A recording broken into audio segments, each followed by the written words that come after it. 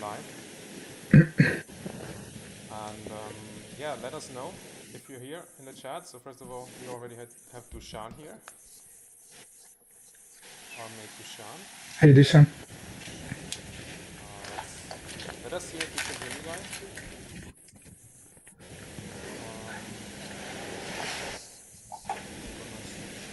Live chat. Sure. Double check that we're live. We are live. Yes, looks okay. So please let us know if you can hear us.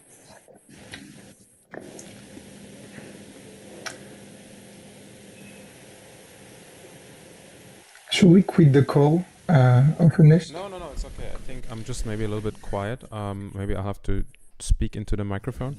Yeah, let us know how the hi everybody. Hi Joanna. Hi Dang Nice. Hi Paris.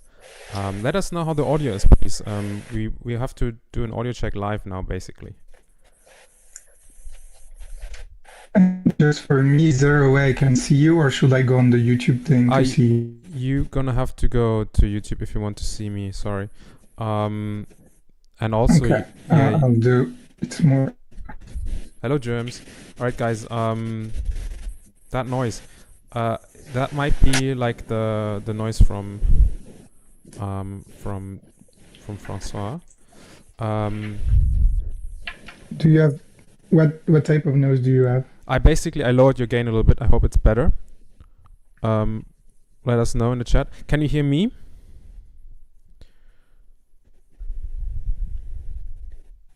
Right. How do I sound? I'm really low res. Maybe I'll connect to my iPhone.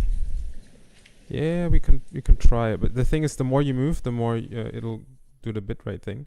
But I just don't know if they can hear me. This is all a little bit new. I'm trying a new software, so this is all on me. I'm kind of trying this thing out. I'm just hoping you can hear me. Okay. So please let me know. Write something like, okay, we can hear you often in the chat if my audio is good.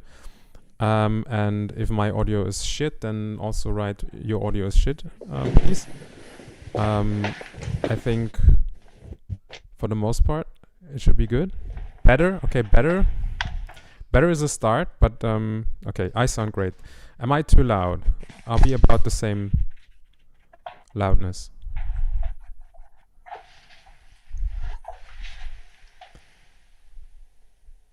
Sorry guys, it's a work in progress. I'm figuring all of this out basically as we go. Okay, the other guy, you know, I linked his channel. That's Francois. Okay.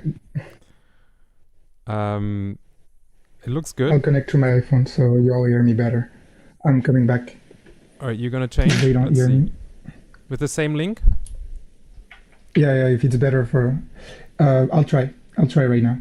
All right. Well, I'll keep the chat entertained. So yeah, today we're gonna talk about Esxence. I have a little bit of a short topic list prepared. It'll be just like an informal chat, and we'll involve you guys in the chat as well. So get ready to maybe send in some questions. Get ready to maybe get prompted for some answers from us as well.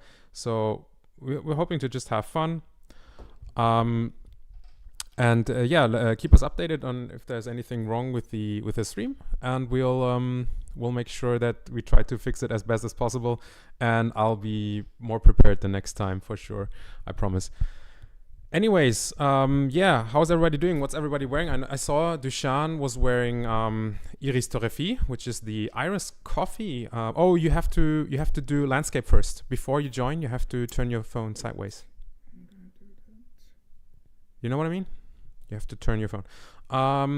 Yeah, the discontinued Iris coffee cardamom, I think. Iris Torrefi also has a cardamom note in it. It was really nice. And AC is wearing CDG Kyoto, which I absolutely adore. That's a beautiful, beautiful frankincense, green, cypress. Also a coffee note, but not as strong of a coffee note in that Kyoto. And yeah, that's one of my favorites. I have 2 bottles of Kyoto. Well, 1 partial and a full bottle. So yeah, what is everybody else wearing? Let us know. Falkwinds. Oh, Falkwinds. They have really nice bottles. That's all I know. And I know that, I think he's Joe No is the guy, right? he always likes to put in some iris, if I remember correctly. So I'm also wearing iris today. I'm waiting a little bit until Francois comes back. Can you can you hear me? Francois, if you can hear me, please turn your phone before you click the link. Make sure it's in landscape before you click the link, so your camera will be in the right orientation. That'll be, it's fun. Aventus. Oh, of course you are wearing Aventus. Yeah.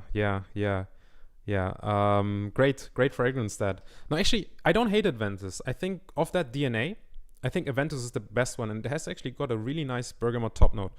It's not as pineapple-y as I think some others ones are wearing are nowadays. I think, for example, Music for a While is way more pineapple-y.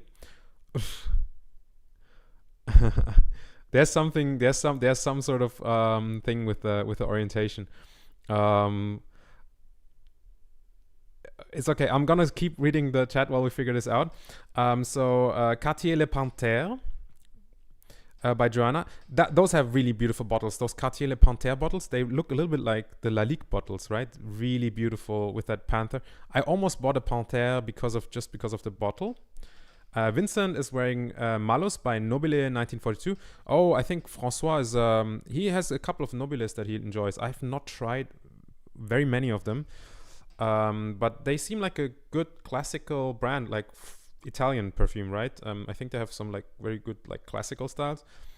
And you're gonna bring me sample, nice. That's very nice of you. Mitch is here, Fragrance Time 3000. Check him out on YouTube. Awesome channel. He's wearing Yeti by Maxime Perfume, and I think that has a really strong medicinal herbaceous note in the base. I feel like I want to say that's the Yeti one. And then we have Oris Bomb. Yes, Oris, yes. And we have Germs wearing Cologne du... Is it 68? I always forget 60 and 70. Like, I sometimes get them mixed up. Is it 68? 68. Anyways, that's a Guerlain as well, discontinued nowadays. I think they renamed it once in a different concentration. We've got Mo, Sense for Thought, my main man. I still have this one with me. You know this one well. So, yeah, this one is this one I adore. I loved wearing it that day when we... oh, still not wearing anything. Weren't you, like, asking about a scent of the day? Anyways, okay. Dahlia, problems with orientation during Pride Month. Happy Pride Month, everybody. Happy Pride Month. Maybe we should just do it this way. Maybe we should just have him like 90-degree turned. I mean, why not? That's funny enough. Like, yeah, you're still turned. Maybe go back to the laptop and see if it works better now. And then we'll see how it works. Who else do we have in the chat? So, Scent Explorer. He's wearing Lorenzo Villoresi Wild Lavender. I have not tried on one. I like Lorenzo Villoresi's style. He seems like a cool dude. He has a couple of fragrances that are quite interesting to me. I think the Santal, the Yerba Mate, the what's it called? The Atman Zaman, the tobacco one. Those seem really cool. Hello, Kali. Good to see you. Awesome that you're excited. I hope we'll have a lot of fun tonight. We're just working through some technical issues, but I think it'll be fine eventually. I'm glad that you can hear me at least. So this is all basically me figuring out how to work this, because I'm streaming using OBS right now. I'm actually not streaming with my usual phone setup. He should do it vertical. If he can't fix it, he will just do it vertical, and I will make him a little bit larger on the screen, and then we will just do it vertically. We'll figure it out. I'm sure we will. And then who else do we have? So Mugler Over the Musk. Oh, that's one of his private collection. Oh, there he is back again. Correct orientation from his laptop. Say a few words if you can.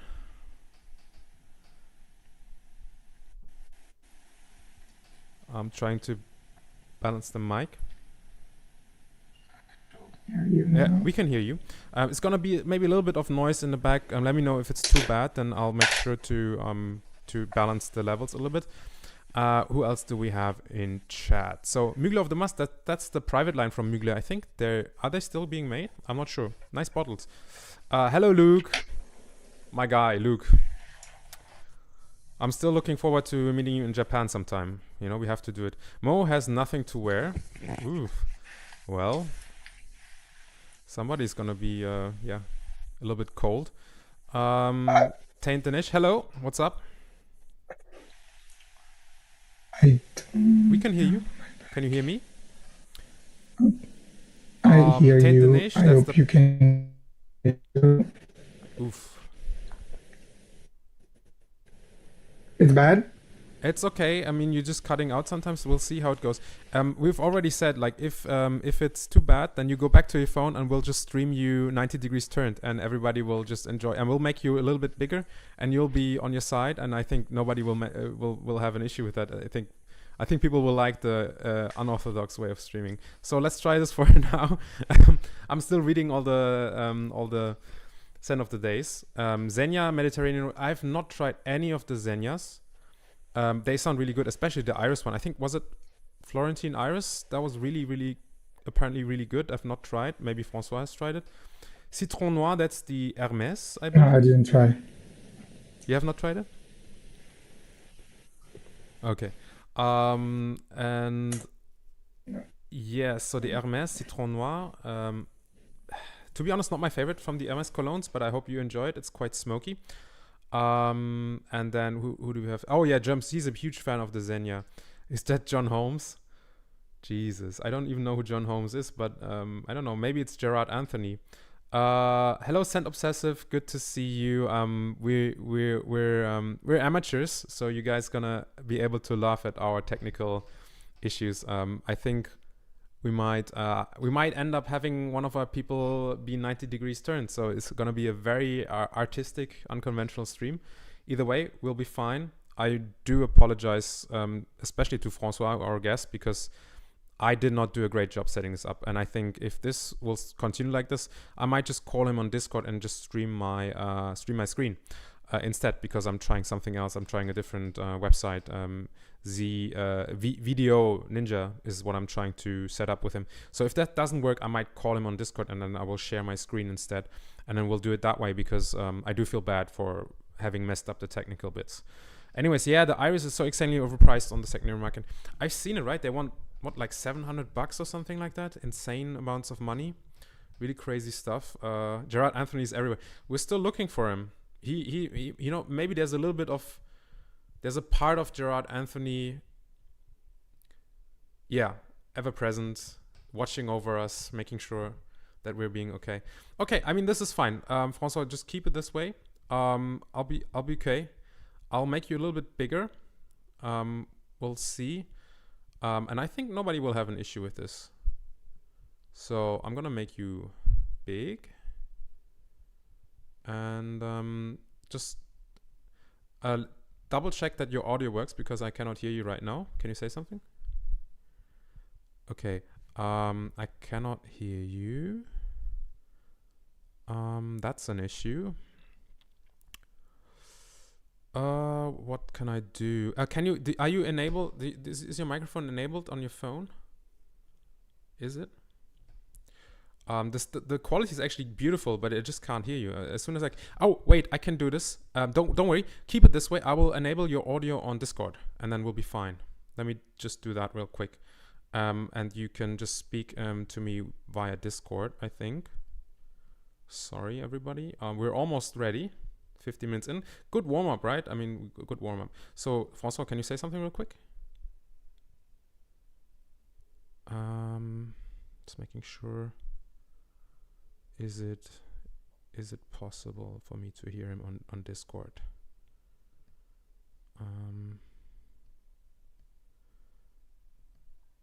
Damn it. Let me disable this. Let me go to voice and video settings. Let me go to speaker. Oh, yes. Okay. Yeah, I can. Can you say something real quick? Yeah, I'm there. You know. So I hope everybody else can hear him. Can you guys hear Francois now? Let me know in the chat. Maybe. Azman Edit Angelos. Oh yes, he's got some good stuff. I'm glad you can see it. That's good. Yes, awesome. Okay, well we're good to go then. Yes. So I'm glad that you guys are still with us. Let's start with the scent of the day. So I'm wearing tonight this beautiful number. I posted on Instagram as well. I think you know well this fragrance, Belam.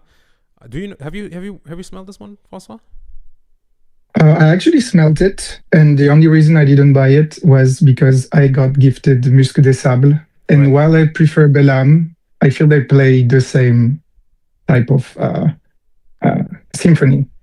Yeah, no, you're essentially correct. I think that the main difference is that Belam has a lot more of that that ginger and cocoa note, whereas I think Musc des Sables has a little bit more of that cardamom and clove cinnamon thing. It's just a slight shift in the spices, but this one is, it's actually cheaper than Musc des Sables. So if you don't have somebody gifting you Musc des Sables, then this is a good choice. And the cap, I hope you can hear the sound. Wait. So I do feel it's a superior perfume too. I think Belam is a superior of both if you had to choose, and it's cheaper. So that's saying a lot, because Musc des Sables is also really beautiful. So yeah, check out Belam. Shoutouts to Les Abstraits. Shoutouts to Eugene, our guy. You Smells Good on YouTube. Yeah, the ginger is massive, right? I was so confused. Like at first, I did not get the ginger. I was like, wait, there's ginger in this. But now, I said this to Sam earlier on Instagram. I said to her, the ginger is so strong now to me that it smells like when you have your nose over a ginger ale, a glass of ginger ale, and the bubbles are popping, and you smell, the bubbles popping with your nose. That's sort of that gingery, that fizz that I get here, and it's very earthy ginger as well, very spicy and earthy. Yeah, so, and it links up well with the incense. There's a touch of incense in this as well. So, what are you wearing today, François? Let us know. Let the people know. So first, just to say, I do this blindly. I see none of you. I can't see the chat, but for technical reason, I'll just do it like that. So if I look a bit lost, I'll answer, and I imagine you guys. So I'll let you deal with the interactions. I wish I could. I'm wearing today two things. I'm wearing Joyeux by Sultan Pasha on this end. That was a really interesting wear. And on the other hand, I wear Montry by Ducita. And really interesting wares. I feel that Montry is a more wearable version of Oudh Infini. I also feel it's a less interesting wear, a bit weaker. But yeah, that's my 2 cents of the day. And I waited for you to spray one of those things while being with you all. So I'll have a scent of the night later.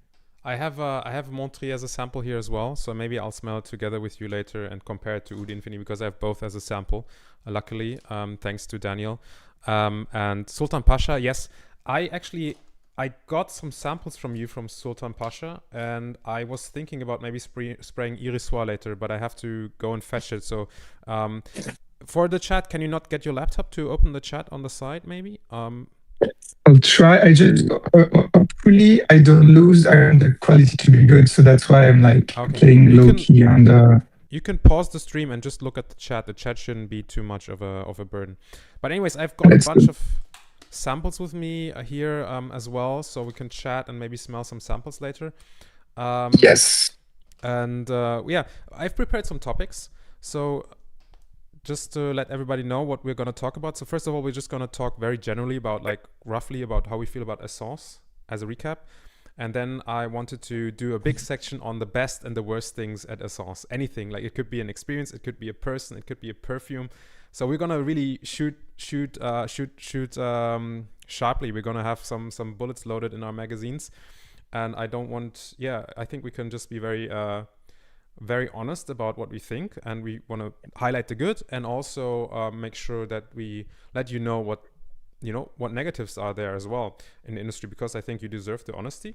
Then we will maybe chat real quick about maybe some trends that we noticed, just a quick update of what did we see at Esxence, and then briefly, I think especially Francois should be showing some of his beautiful pickups from the show that he had, because I've already shown 2 of them during my recording with Mo and the guys that just was published as well. So if you want to check out Frag Talk, that episode is out now as well. So yeah, and then we'll finish up with a Q&A. So we will open up the questions and answers, so everybody in the chat can put in their questions, and we'll answer them as well and as honestly as possible. And maybe we will smell some fragrances live and let you know some impressions while we do that. So I just saw Mo's sprayed on Voice of the Snake. That's the Gucci, and I think that's an Alberto Murillas from the Alchemist Garden, and I think that's quite a smoky oudie one with some ambery woody stuff. No, have you smelled that one? I didn't. I wished. The only place I smell the Gucci are airports, and I'm not traveling enough, so fair enough, yeah. They're really not really available. And I'm not the type of guy who go to Gucci shops to smell perfumes. It feels a bit not my place. No, that's fair. I have one Gucci. I have the Heart of Leo, which is like a huge violet iris thing.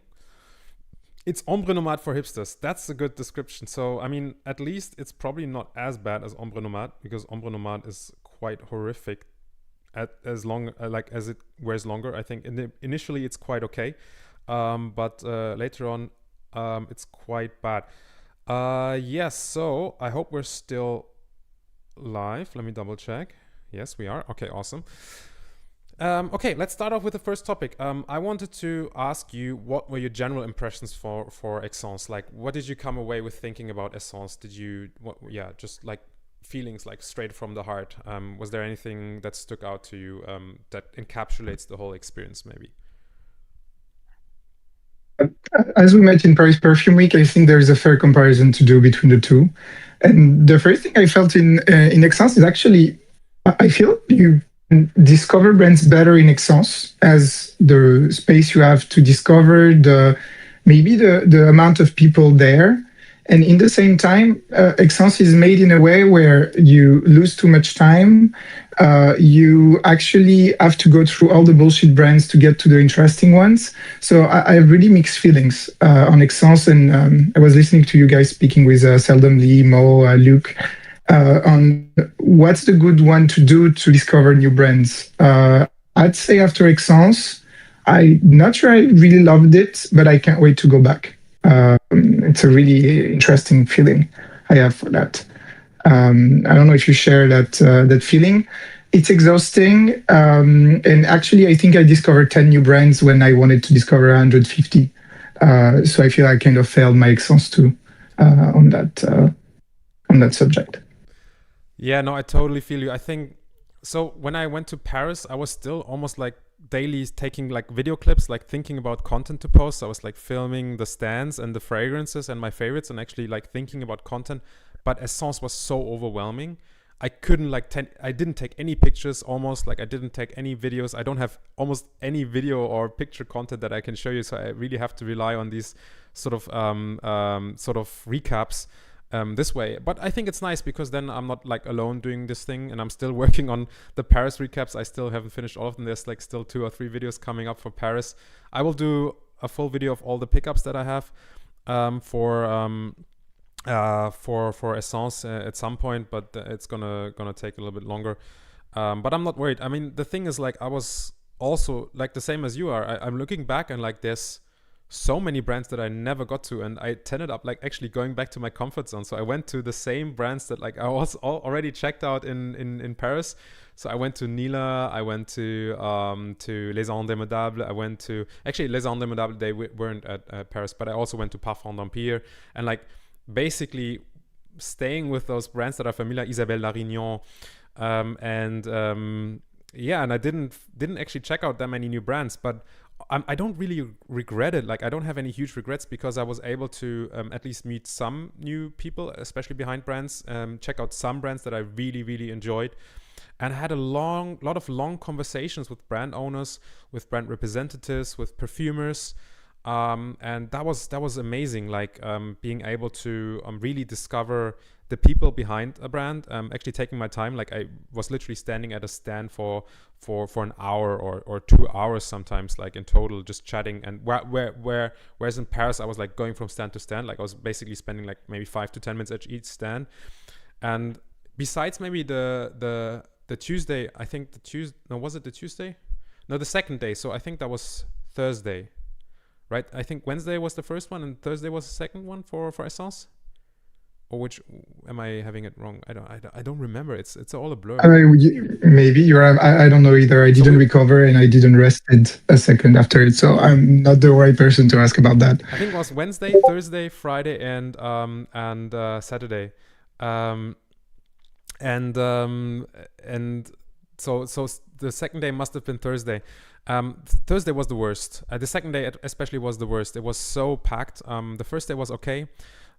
Look, guys, you have to forgive us. It's all a blur. I mean, we're so cooked at this event. Like especially by like the second day, we were already cooked, and then there was 3 more days. So, excuse me. You have to forgive me. I'm sorry if I blew out anybody's ear with that cough. But yeah, essentially the second day was really bad. Like a super overfilled. And the first day was all right. The third day was all right, and the final day surprisingly was also all right. Even though it was open to the public, I was surprised that it wasn't that full. And comparatively, because the venue was so much bigger than Paris, I think it actually didn't feel quite as crowded.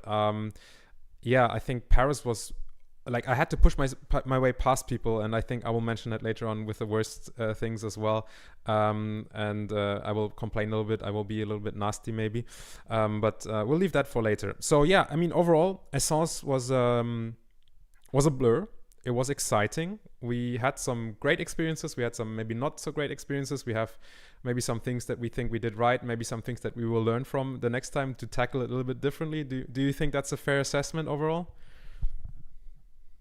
I do, and I think it's a job to enjoy Esxence. And I feel after 5 Esxence, you'll never come back again. So I hope that we'll make it better until we never cross and we just buy sample sets. But since we're young, I feel we have still a few additions of Esxence to explore. Yeah, and as long as we can like meet good people and we can be sure to meet good people, then I think it'll much extend our ability to visit Esxence. I think you saying 5 is already a good sign. I think if you say you want to visit 4 more times, that's already saying a lot for people in the chat. I think we're excited to go back and experience it again, maybe with a different perspective next time. Okay, we'll put. But that's also just to cut you. That's also a thing. Are we going to meet as much new? Did we actually already meet the good guys of this? And that's a real question. How much there is good guys to discover? You know, we're going to say all the bad things, but how much there is to discover of good guys? I think we're already friends with most of the good ones to be friends with. Yeah, I mean, I still hold out hope that there's still going to be more good ones, and I'm hoping to maybe convince some people that are watching this to maybe join us in the future, because I'm sure that some of the people watching here that have not been to Esxence are great people.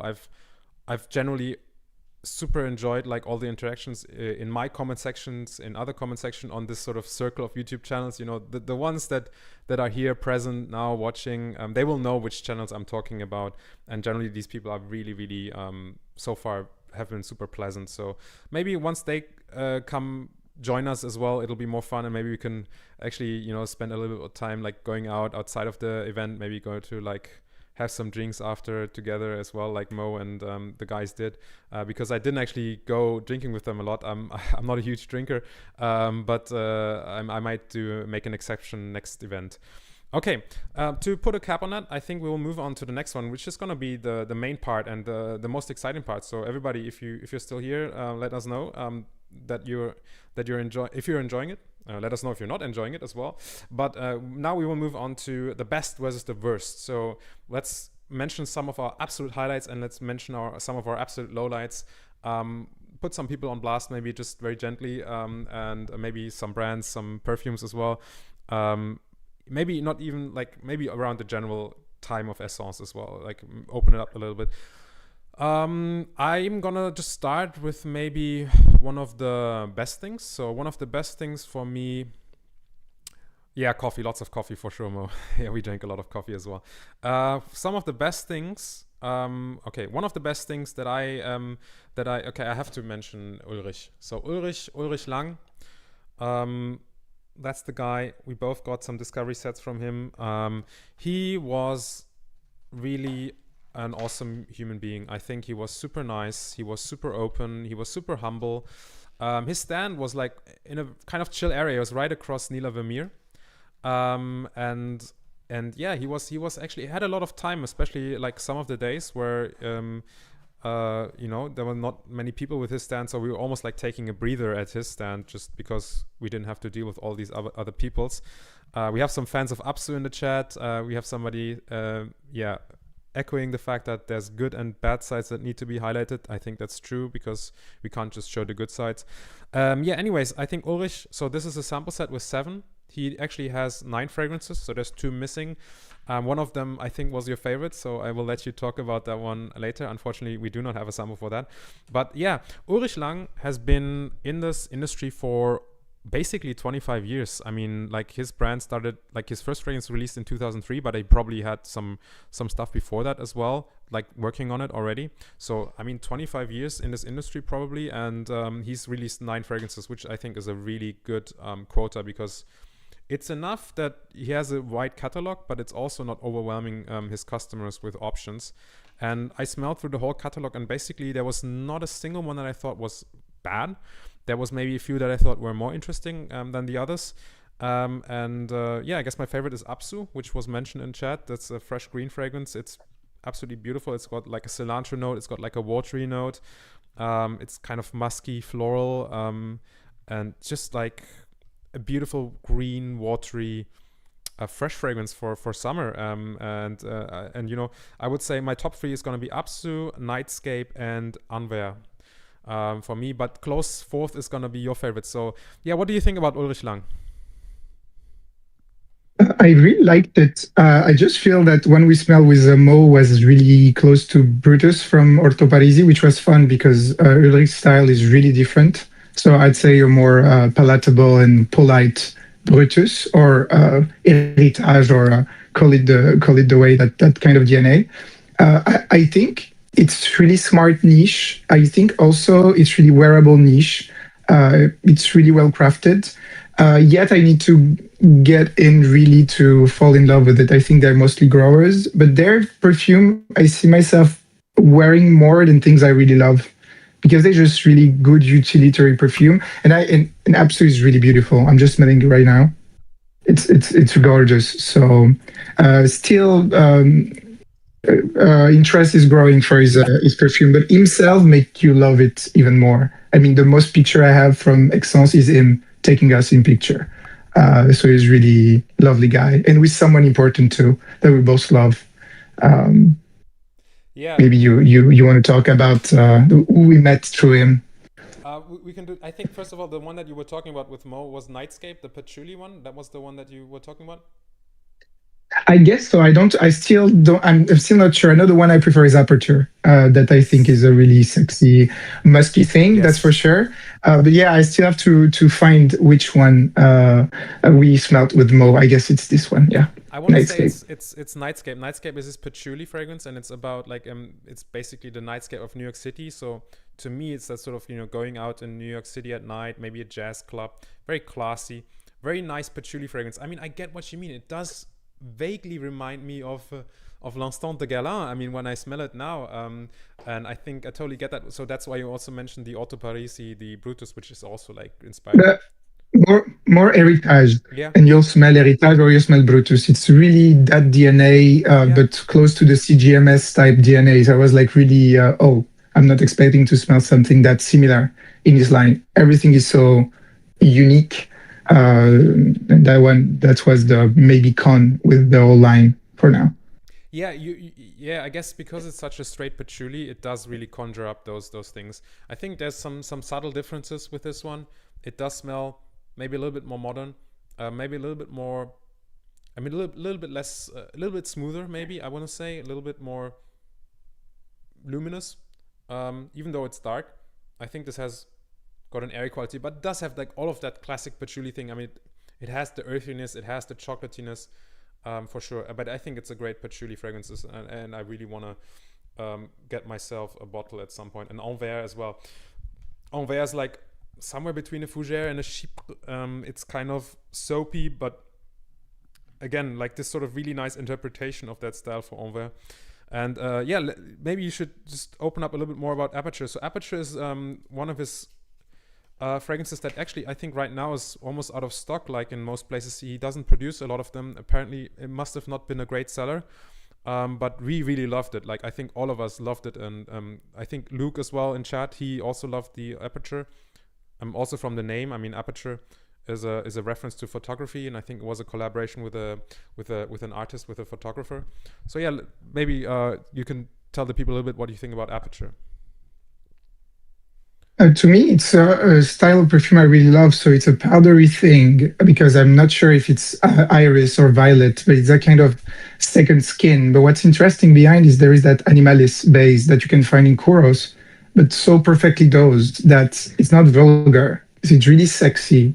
It's really carnal, but it never touched the vulgar. And I think there is a jouissance perfume in that range that I really loved. I still have to find the name. It reminds me of jouissance perfume that still is sexual without being too much, perfectly dosed. So that's what I thought. But I smelled it on the strip and on my skin 2 minutes. So now it's still a memory. I really need to sample it. He didn't give me a sample of this one. Yeah, I don't think he has samples of it. So I wrote him on Instagram, told him to bring Aperture back if he can. Maybe also we can get a sample at some point. Yeah, that was really, really nice. And he told us a story like that his mom wears Aperture actually, and that like on his mom it like apparently goes really nice and floral. So like there's a jasmine note in there, I believe, as well with the powdery notes that comes out on apparently on his mom, at least according to him.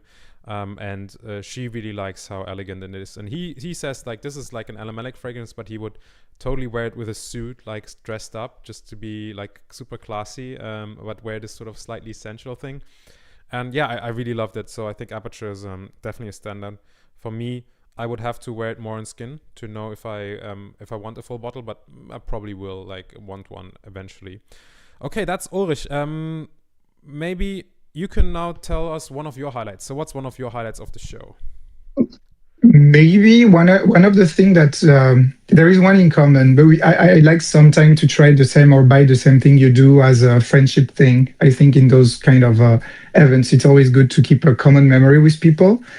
I'd say there is one that's really interesting. We both love Osmanthus a lot. I'll mention Osmanthus Noir from Parfumeurs du Monde, which is yet one of the most beautiful Osmanthus I smelled. It's a Corticato perfume. And I'm going to spray it again right now. But it has that fruity, salty, I don't know if they say there's black olives inside, but it's a wonderful Corticato scent. And those being 100% natural, it's one of the best not smelling cheap or badly constructed 100% natural perfume I ever smelled. Maybe we'll talk more about the technique, but it's absolutely gorgeous. Citrusy, peachy, and yet it's really unique. I never smelled Osmanthus worked like that. So that would be one of my highlights, definitely. Yeah. I totally agree. I mean, this is a brand that I somehow has escaped me. I think a lot of people were shocked when I told them I have never tried Parfumeurs du Monde, and their brand, I think by Thierry Bernard is the founder and one of the perfumers behind the brand. There's lots of perfumes by really awesome perfumers, like I know Stéphanie Bacouche did a bunch, and his daughter is actually also a perfumer. I chatted to his daughter as well. She's really, really nice. I mean, Thierry's daughter is amazing and so knowledgeable, and like you can tell how much she lives fragrance. And we were smelling stuff together, talking about ingredients. It was super awesome to chat with her, and I ended up buying a full bottle of the one that you have there. Yeah, I mean, this was an Osmanthus that I absolutely fell in love with. I mean, I did not expect that I wanted another Osmanthus this much, and because I have this now, I'm kind of considering a lot of other Osmanthus fragrances. So because I was very close to buying Hermès Osmant Yunnan very, very recently, and I decided against it because I'm thinking I have this one, Osmanthus Noir, I have Osmanthus Interdit by Parfum d'Empire, which is both are Corticato Osmanthus fragrances. And I'm kind of thinking, do I really need another one by MS, which is gorgeous, but it's probably a little bit too much. But you're right. I think somebody in the chat, Kali, says that there's a black olive note in the Osmanthus, and so yeah, you picked it out, and I think that's kind of gives it a little bit of tension, maybe a little bit of like connecting with the leatheriness, maybe adding a little bit. That's the noir part, right? That's the darkness, the black olive. Supposed to be animalic and not how can I say, not accessory notes. It's really interesting. Yeah, it's absolutely sublime. And the price, because we forget often to mention prices, but this is a 140 euro bottle. It's buyable, and it's the toppest notch of perfumery. No, you're right. I mean, the bottle is 50 ml for 140 euros. That's true. You're right. It's about the same price as Parfum d'Empire itself, which are around the 120 for 50 ml. But this one actually has a slightly nicer bottle. So if you compare the packaging, I think you get a nicer presentation with Parfumeurs du Monde. Actually, the cap is really tight as well because there's cork inside. So they have this cork that really seals up tightly with the cap. So maybe it'll preserve even better. Who knows if that actually makes a difference. So, and yeah, they do claim 100% natural for that. I believe that they do use natural isolates.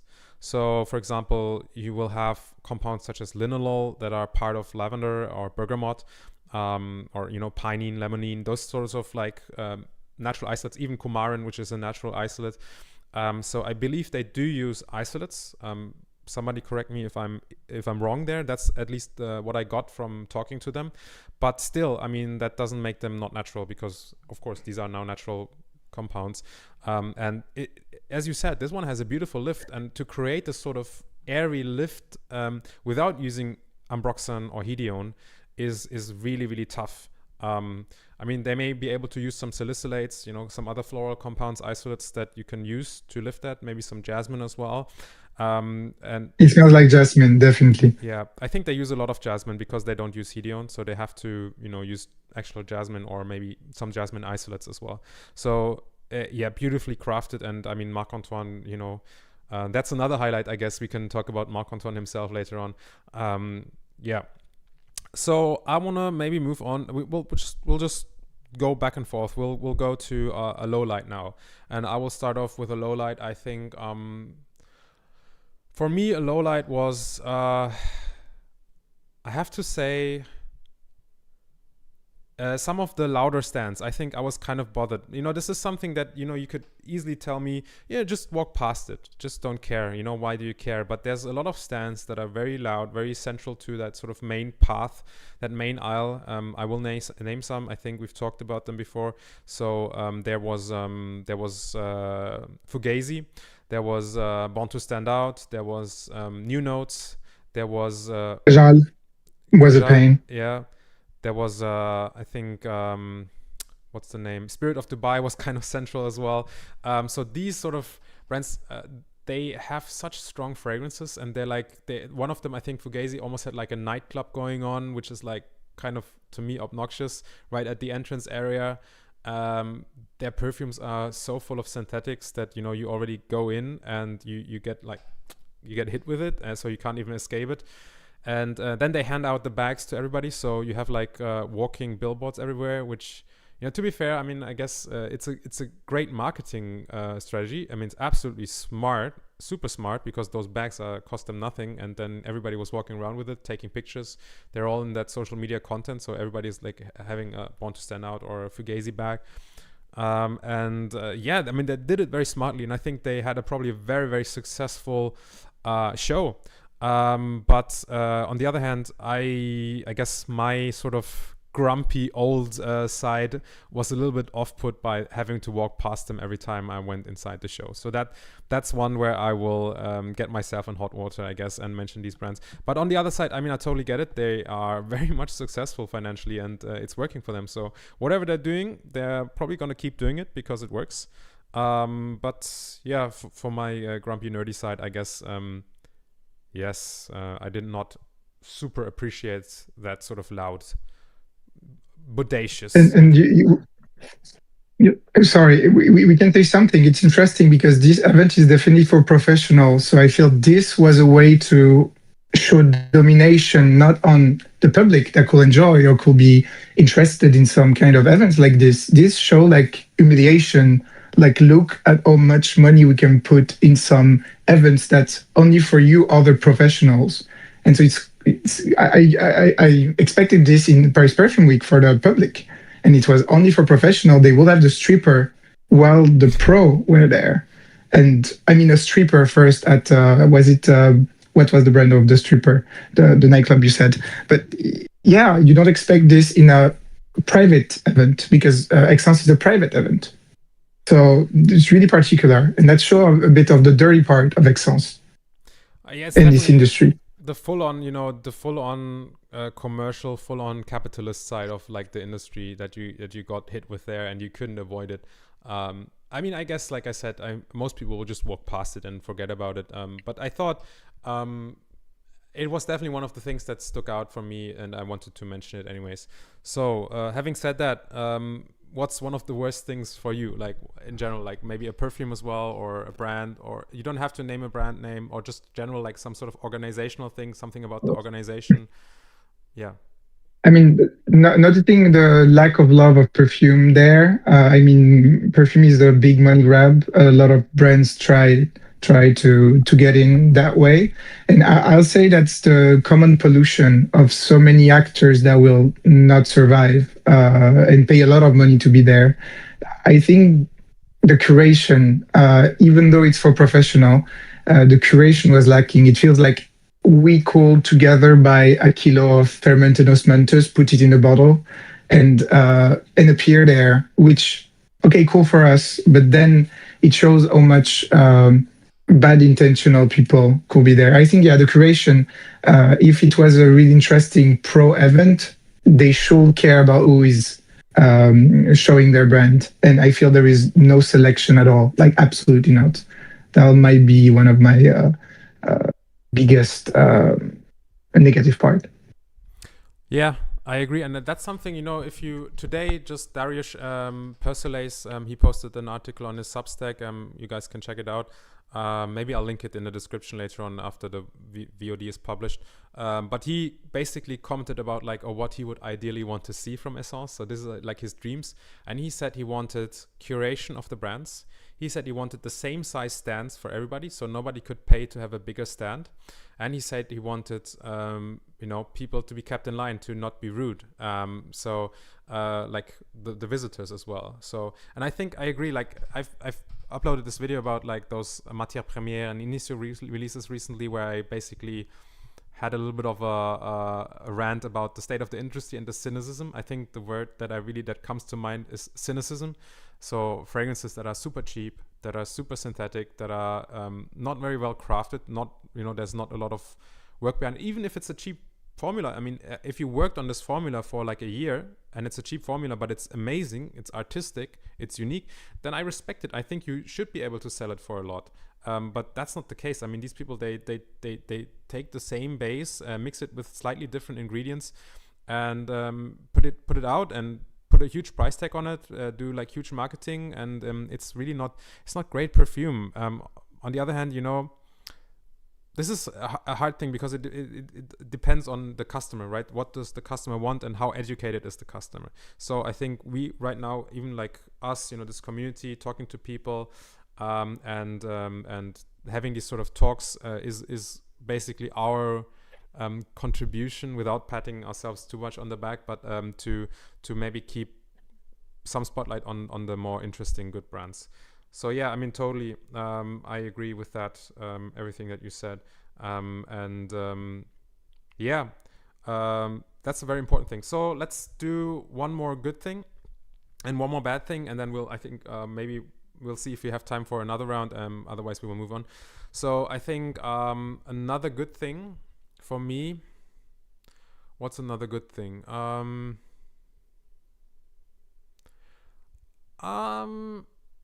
I guess I don't want to say something very generic, but Yeah, I don't want to repeat myself. It's very hard. There's a lot of brands that I want to name. I have to. Let's just give some shout outs real quick. Let's mention Neela Vermeire. So of course we've already talked about Neela. Let's talk about Neela. Neela is amazing. She does things right. I mean, she she probably spends a little bit too much on the bottle, but that means that kind of eats into her profit margin. But therefore, you do get a beautiful Pierre Dinant, I think, design bottle that's gorgeous, and the juice inside is at least quality in all cases of all her perfumes. Then let's also maybe talk about real quick Perfumers Journey, the Thai brand with Eek and Sakul, who both were really, really nice people as well. They were a little bit stressed, I guess, at some points of the show, but I did get to chat with them later on, and I think they were really, really nice people, so I have to mention them as well. What's another thing I want to mention? Oh, this one. I guess this one I should mention. This one's gonna be a highlight, and I will also connect it to a lowlight. So one of the highlights was meeting Tomoo Inaba. Tomoo Inaba is a Japanese perfumer. You will know him from Zoologist, for example. So he made, I think, Moth, he made Nightingale, and I think he made Orchid Mantis. So a couple of Zoologists, a few even. And he was super nice. I mean, he was such a cute guy. Like, he's just so happy, so chill, so approachable. And he gave us he gave us samples of his 5 new releases. So these are still in the pipeline. So be ready for Tomoo Inaba making his own brand. If you like his fragrances, get ready. He will release some absolute bangers, and I will chat with him and see if I can make a video on this pre-release, or if he wants me to wait. But I have the samples, and I'm definitely wanting to put a spotlight on that. He was super cute. Let's get that out of the way for now, and then I will loop back to this guy for one of the lowlights. But yeah, so for example, one of his fragrances is inspired by the Purple Hour. So it's a reference, I guess, to L'Heure Bleue. But he says the Purple Hour is right after the Blue Hour. So when it just gets a little bit darker. That's one of the fragrances he made. Then he also has a musk fragrance, animalic musk with banana. And so it's very funny. You have like a sweet banana note, but then you have this very dirty, filthy musk underneath that. And Milan Sense, I think all of you know Milan Sense. He sprayed that one straight on skin, and he was loving it. So that's a big endorsement as well from one of the big content creators. And then another one was like an incense fragrance that had a Coty Emerald accord in the heart. So there was always this sort of like vintage inflection to his fragrance. I think they were all very interesting, and I'm very, very curious to see him release that. And I'm a huge fan of the guy. I chat with him now every now and then, and he's, like I said, super down to earth, super kind guy, very fashionable. I have to mention that as well. But that was one of my highlights. Tomoo Inaba, check out his perfumes and get ready for his brand. Like, get ready. I will tell you guys when he's ready, and I think that's a brand worth looking out for. Okay, one of your highlights, or you can comment on that and then loop into one of your highlights. Just a few. Tomo is a highlight, definitely. He does that kind of neoclassic, which means he pay really huge reference to those vintage fragrance, but it doesn't smell like something from 50-year-old. And I will link it with Shekor, where Gardoni give a really explorative, weird Gardoni style that I really love, but also Sultan Pasha do neoclassic too. And through them, I also met Sentire Parfum. That Sentire perfume, you need to smell it definitely. I will buy the sample set and send it to you. It will be a gift. I will talk to her. I have her Instagram. I will talk to her. She do a Narcissus perfume that's absolutely incredible. Her level is absolutely crazy. The story, the way she do perfume, she's in Ukraine. She's the next cool girl of perfume. And what I could smell. And another one is Daniel recommendation. That was one of the highlights for good reason. 432 is absolutely fantastic. It's not just hype.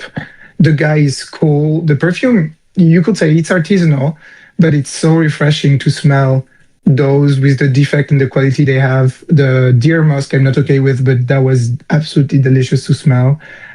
So 432 must be a highlight too. But most of the highlight I feel is people that were around Esxence and not the guys in the new. They were the guy visiting like us. Yeah, that's what I was going to say. It was like the sort of stereotypical answer, but it's true. I think the biggest highlight was the people the visitors, the like the people of the brands that really are passionate as well. So I think I totally agree with that. That's a great call. I mean, these guys are super, super cool, and 432 is definitely worth mentioning. Joel is his name, Joel Martinez. If I want to try to have a Spanish pronunciation, forgive me if that was bad. I tried. But I met him after the show again, and I smelled his attar that he did. I told that story before a couple of times. But yeah, and you can buy his stuff in Europe. He has some stock in Barcelona, I believe, and you can message him on Instagram. He's very personable. He will probably reply to you, and you can acquire about like getting some of his perfumes somehow. It might be quite expensive, but it's worth it. I mean, his retail price is very fair, so even if you spend on top of that retail price, it's still worth it if you are into that sort of woody, resinous, woody, green, spicy style. So that if that style sounds like something for you, very natural smelling, then check out 432 for sure. If not, then try to catch him at an event. Maybe we'll have some bottles for you to buy if you catch him at an event. I'm happy to. I have 3 samples, so I'm happy to try these 3 samples and give my reviews on them because he has big samples, so I can actually wear them. A lot of times they're quite strong Sentire Parfum. I think he says they're between 22 and 25 or 22 or 25 and 28% concentration, because he has some tinctures in it, so he makes his own tinctures and he doesn't know the concentration of those tinctures, so he's like conservative, but it's like all Extrait de Parfum concentration. And yeah, I mean, his stuff is like, so because some people compare his style to Nasomatto, it's on a different level. His quality is on a different level, let's be real. And don't look at his fragrances as some sort of Nasomatto or Otto Parisi. They're completely different. They're South American style, they're not Italian, and they're very more natural smelling than anything that Alexander Gualtieri ever made. So yeah, for sure. Anything to add? And shout out to Gualtieri. Yeah, shout out to Gualtieri. But this is not amberwood bombs, and let's not get in that debate. But yeah, it's clean perfumery, definitely. Yeah, I mean, he does use some synthetics as well, but they're good. Let's say hello to some of the people that joined us. So yeah, Alice Trebonneuf, you joined. Nice to see you as well. Thank you for joining. Thank you for telling people to like the stream. Yeah, if you like the stream, like the stream. If you think this is an interesting discussion, we're being very straight with you. Tell the other people that to come watch, to come join. Jose, nice to see you. No Javanol. I don't remember smelling Javanol in 432 personally. I smelled Javanol on some other stuff. I will mention that later on, but not in 432. And also, I love Narcissus as well. I think just a quick shout out to Romanza by Masmilano. I think we both also loved Romanza. Oh my god! Yeah. Chris Canali, Narcissus, right? Yeah, Cristiano Canali. Beautiful, it's fantastic. Gorgeous. I'm looking for a bottle. Hello, Jonathan. Good to see you. Hello, Neil. Nice, guys. Nice to see you guys. I'm so happy to see you in chat. This is my friend Francois. We went to Esxence. We went to Paris together. He's a hugely knowledgeable guy. He will hopefully start his YouTube channel very soon. I have linked it, and check out, keep an eye on him, especially if you like vintage. This guy is your guy for vintage. He's got an amazing vintage collection. So if you're interested in vintage fragrances, check out his channel. I'll make sure to push him to do more content if it's possible without being a dickhead. I try not to be a dickhead. Sometimes maybe I am. Yeah, and Angelos does have Narcissus, which I smelled on other people. That's one of my favorites. Oh, it's so gorgeous. It's right there. But Romanza is another. I mean, Angelos is pure personal. The quality of ingredients is crazy. Mask Milano is more industrial, but let's say people sleep on Mask Milano. Maybe we slept too, because still it's fantastic on an industrial level to do Romanza. It's one of the best of the market. Yes, and I think no matter what, maybe goes on behind the scenes with Mask Milano, Alessandro Boon, he seemed like a really cool guy, rest in peace. And anything that I've smelled from Mask Milano has not been cynical perfumery. I've not smelled a single Mask Milano fragrance that was cynical perfumery. I do smell that they care about fragrances. They put the perfumer name on the bottle.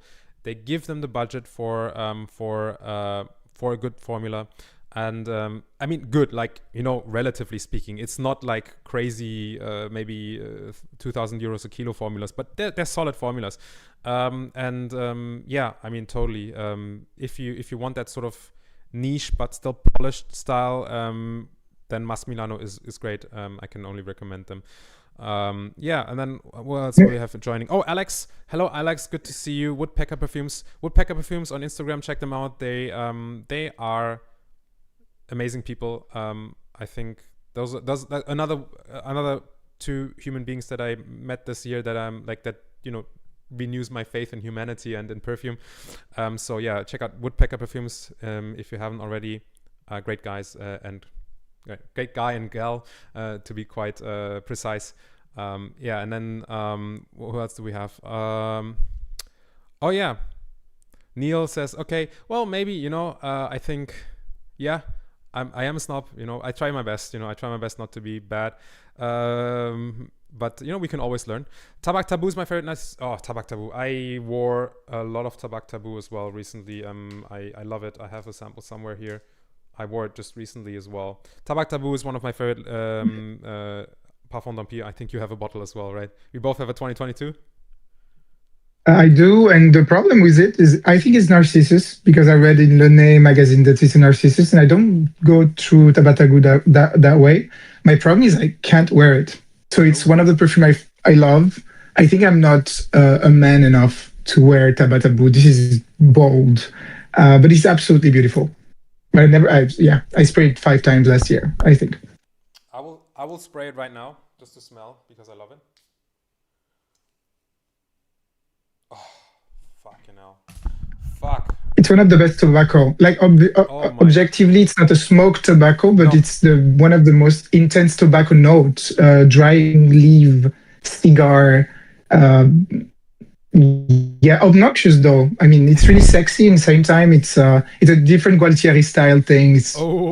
That's harsh. Oh my god, but I get a lot of citrus right now. I don't know why the top note is really coming through. I get a really, really beautiful bright bergamot in the top, but there is a lot of hay, a lot of honey. There's something buttery, like milky skin-like about it. There's this there's quite quite indolic as well. It has that Narcissus in there, and it's a Parfum Milsim, so they bring out one batch every year, and I asked them what it is about, and it's not the Narcissus, it's not the hay.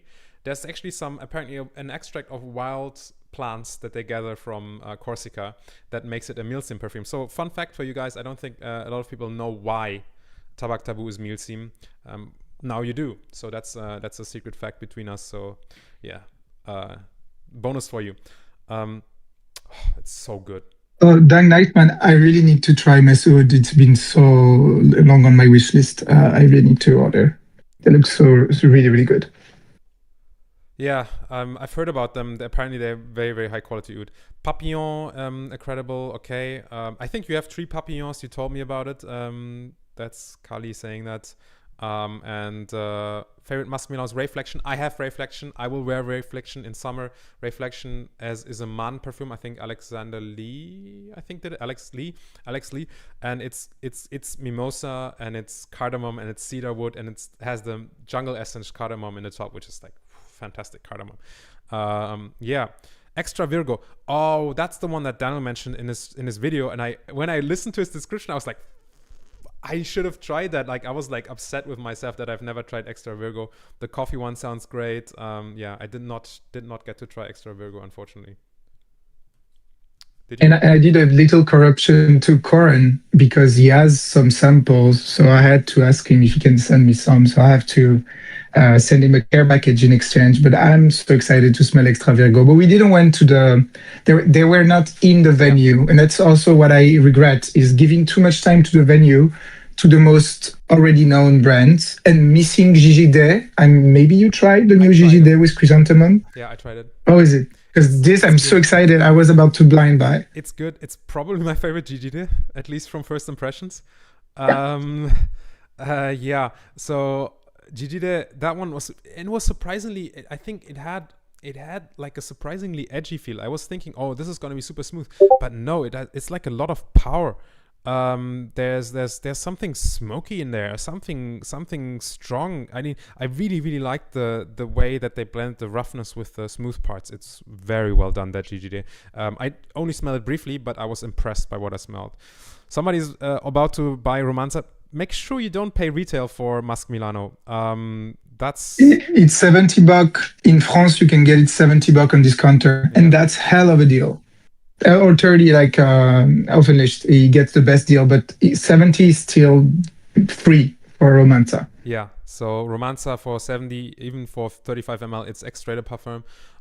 It's worth it, I think, if you like Narcissus. Beautiful. Yeah, Corin's a good guy, by the way. We know him well. So shout outs to him. Shout outs Jose. So somebody's talking about Jose having to hop on stream sometime. I mean, we'll have to organize. I'm happy to do maybe one time a stream where I invite anybody to join. I think that would be fun to have like maybe like a whole bunch of people joining in from chat. Yeah, somebody paid $60 for 35 ml mask. That's a good price. It's well worth it. Most of their stuff is really great. Yeah, and Kali also agrees that the GD was quite dark. And slightly animalic. So yeah, the GD is exciting. I think I want to sample it. I want to get a sample and wear it a couple of times. Okay, and then I think our friend Luke mentioned it earlier, so I want to move on to one of the another lowlights, and that was the security for Esxence. And I have to be fair, because I think the cheapest price for a stand at the show was about 5,000 euros a day. So people that have a stand there did pay a lot of money to be there, and their rights should be protected. But I think the security that was hired for the event was kind of also like almost like a contractor. They were connected to the venue, but not connected to Esxence or the perfume world as a whole. So oh yes, we did meet. Oh, I remember you, Jose. Sorry, I didn't make the connection. Yeah, no. I remember you. Yes. We talked a little bit about, like, you were there as well with Perfumers Journey, right? Correct me if I'm wrong, Jose Mo. You were there with us when we smelled this brand. I believe I remember you. Yeah, but yeah, the security. So when we met Tomoo Inaba, he did something very bold. To be fair, I have to say, it was a little bit bold. He brought out a chair and put his bottles that he brought of the fragrances that he was bringing out on the chair to like right in front of the entrance. It was kind of like, looking back, it was a bit insane to do that. But yeah, essentially immediately we had security on our asses. They were like telling us, no, you cannot show anything if you didn't pay. And okay, I get it, but I think they were quite rude. I think they could have been a little bit nicer about it, and we would have probably understood as well. Then we tried to be a little bit more low key. They caught us a second time, and they were like, guys, second strike, third strike, you're out. So essentially we were on a nice edge of like being thrown out the convention. And I was like a little bit upset, because I was like feeling that they don't understand that this guy is an artist. He's a perfumer, and he just was excited to show us. Like, he didn't even have any, like, honestly, I don't think he had any monetary interest. Like, I don't think he was trying to sell stuff or get like any, big stuff from us. Like, he was just so excited to share his new fragrances with these people. And then Milan Sense actually joined us as well. We were drinking coffee and smelling like a couple of them again, like just very carefully, like trying to be casual. But they took our pictures. So they had their phones out, they're photographing us. And they made sure that we were we were looking over our behinds, making sure that we didn't get thrown out. Like, later on, I was even showing some of my fragrances that I made. I brought 3 fragrances that I made. I was showing them outside, like near the staircase, and like they came again, and like luckily Mo had a real quick reaction and said, okay, we're just smelling samples that we got inside, which then calmed them down, and I was able to get back inside. So we didn't get thrown out, but it was very close. And I guess my wish was just that they would be a little bit more nice. They could have just said, guys, you cannot do this here. These are all paying customers, explain it to us. And then maybe even like offer something they could have just told us, you can do that outside. Just go outside and do it there. And I think we would have, understood and probably done so. I was just wishing for a little bit more understanding and a little more respect to the artistry of perfumery and the people behind it that are even like making it possible. Like people like Tomoo are part of the reason why they can even do Esxence, I think. And I want to give them like, I want to give like, I was just feeling bad. And Milan Sense was without mask, so we all know what Milan Sense looks like. But I've met him before. Yeah. I met Milan in Bavaria actually on the Iris field. So I know I've known Milan before, and I showed him my Silver Stem Dior Homme that I brought to the Iris field, and he was very, very much in love with that Silver Stem Iris. He loved it a lot. Milan's a good guy. He's super, super chill. I actually found out he was Milan after I met him, so I didn't even know. Like, he was super humble, super excited about perfume. So cool guy, for sure. Yeah. Okay. Yeah. What do you think about security? How do you feel about that? I also share your thing. The guys who pay, and I'll say I'm not talking about the big brands because I have low love for them, but for the tiny ones that give the effort to pay that much money, I feel it's fair. And even one day when Tomoo do his things, he would like not to get shadow from his junior. So I feel it works like that. I also think that we don't have the history of 16 years of Esxence. And maybe there were some crazy shit done every years. So I don't know. I'll be the devil advocate. Are you saying like that? And say that, if it's that expensive, they should punish people trying to play with the rules. Now, they were rude as hell. They were really rude and stupid because at the end, we most of the time said, oh, that's samples from inside when you show us your perfume. We just had to lie. And they were like, oh, okay. I mean, they were just stupid. So I don't know, but I'll still defend the fact because I don't know, Voice from the Sky. I mean, they're rich, but Voice from the Sky paid a stand. I like the guy who paid a stand to get the light when it's not big corporation things, but that was the worst example. Yeah, no, that's fair. That's fair. Is there anything else, anybody else I want to put on blast? Let's just go rapid fire some bad stuff just because it's fun. I think most of the content has been positive, so I'm going to rapid fire some bad stuff that comes to mind. So first of all, Room 1015, they had like a new Wasabi fragrance going out. Guys, if you want to do sharp Wasabi, don't put amberwoods in it to make it sharp. Put maybe some mint. Put maybe some other green herbal stuff. Put maybe some sort of camphoraceous stuff in there instead of fucking amberwoods. Horrific perfume that Wasabi one. I think it was Wasabi. I don't even remember. I think it was Wasabi. If you want the good Wasabi, go to Olfactive Studio. They have one called Panorama. That's a good Wasabi. So shoutouts to them. Another bad one. Oh yeah, Spirit of Dubai. Their new fragrance. I think what's it called? Something. There's a new Spirit of Dubai that, I think all of us hated. Like Mo smelled it. He almost had to relieve himself of the food in his stomach. Daniel smelled it, had the same reaction. He was maybe a little bit more polite. I smelled it and I thought, what the hell is this? And it's probably like $500. So,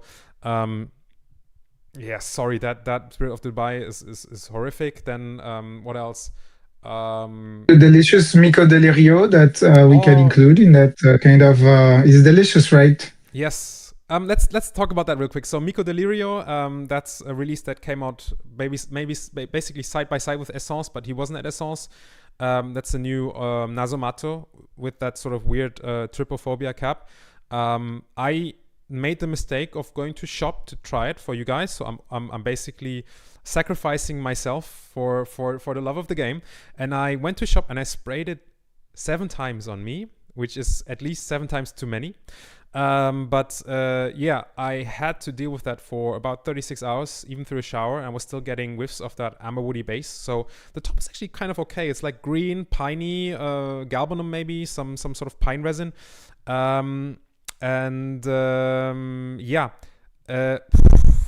That's basically where it ends. It slightly goes into that sort of earthy patchouli vetiver thing for a second in the heart that makes you think, okay, this is the kind of foresty. So I get, the idea with maybe a mushroom in a forest, but then, that sort of really dry, overdosed synthetic sandalwood and ambrostenite comes through from the base and it's relentless. I went home and, people in my family told me, damn, what stings? Something stinks here. Something smells like spirit. Something smells like nail polish remover. Something smells like benzene, like some sort of like chemicals. Like I was basically getting shooed away. I was like getting told, fuck off, like you're stinking up the whole room.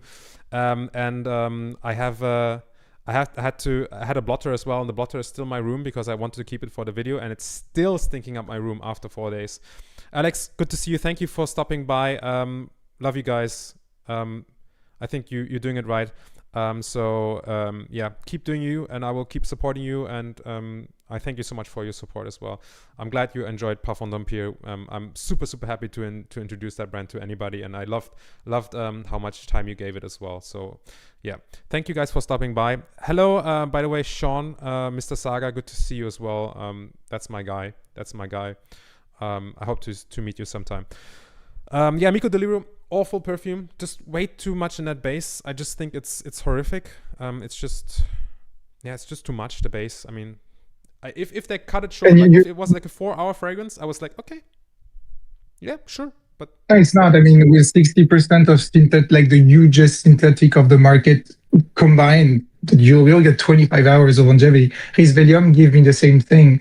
Whatever it could smell, it just over the human ability to wear those kind of chemical weapon. That's a chemical weapon level. It should be named like toxic, and maybe actually not safe, because it's IFRA until what point combined like that. We have to check this. We have to do some studies into those amber woods, because they hurt my throat. There's a question: what's the worst thing you've ever worn recently? Micodelirio, Oudh Infini, Ombre Nomade, Micodelirio. It is Micodelirio, and I think close second is Ombre Nomade, because Ombre Nomade is actually fine for like. Oop, we lost Francois. Is that maybe his phone died? I will try to keep. Oh, you're back. Yes. Okay, perfect. We're good. Yeah. Ombre Nomade is close second. I think the thing with Ombre Nomade is it's fine for like 4 to 6 hours actually, because there's a lot of sweetness in the top that kind of covers up the amber woods. Then it just becomes horrible. And Oudh Infini is actually the one I would wear again the easiest, because it smells like shit and piss, but it doesn't smell like ambrosinite, which is, I think, worse than shit and piss. And that's saying something. Yeah, but I think Oudh Infini is... What can I say about Oudh Infini? Is it a good perfume? Tough to say. It's an interesting perfume. I think it's fairly unique. I think there's an overdose of synthetic animalics in there. And I think what saves it is some of the florals. There's some nice florals in there, I think, that kind of save it for me. Yes, that's Dusita. So Dusita wins. Dusita wins against Louis Vuitton and Alexander Gualtieri. There we go. And for the context, I like that Oudh Infini was... so Dusita started her own brand with 3 perfume. I don't know the other ones, but I love that in the trio, when you start a new niche brand, and I think she wanted to shock people, Oudh Infini is a really courageous perfume to put in a bottle. I mean, the animalic synthetics are expensive too. So I actually have a lot of respect for this perfume, and I feel it's wearable. It's really selfish spray, like Mo says, but it's actually really wearable after 1 hour. It's a rose oud with animalics and civet, but it's actually good if you like animalics. It's nothing to be afraid of. But my sensitivity to animalic, I think, is broken. But I do enjoy Oudh Infini a lot. I'm more challenged wearing Trahi, to give you an example. Oh. But I love Trahi too. And you also find probably Tabak Tabou more challenging, right? If I understand it correctly. Yeah, it's thicker. I mean, Tabak Tabou is so thick, and that's Oudh Infini is just good. It's entertaining, okay. I would say. But I want a bottle. I'm quite happy. I'll be able to smell it for a long time. Now, totally, I think I would say I agree. It's entertaining. I think that's kind of what makes Oudh Infini also special. Like, especially, but with my memory, I mean, I was literally in a food court at City Life spraying 7 sprays inside the room of Oudh Infini. So, yeah, some people had a great lunch that day, but and then I went to Nesselunga, like a supermarket. So honestly, it's kind of funny. Like, the thing is, like, overspraying Oudh Infini and going out in public is almost funny. You know, there's that meme of like those 3 people sitting in a subway, and there's like a biker like a woman and then some other people, and then the other people are like, who's smelling like shit, what's going on, ooh, that biker stinks, and then the girl is actually the one wearing the animalic oud. I think that's the meme. I didn't describe it very well, but I feel like kind of like that. I feel like I want to dress up really nicely and overspray Oudh Infini and go in public and make people think that somebody else just got I don't know, had some sort of accident. But yeah, I think Oudh Infini is fun. I mean, that's a good memory for me. Okay, did you have anything else that, like, any lowlights that you want to rapid fire out? Like anything that annoyed you about anything?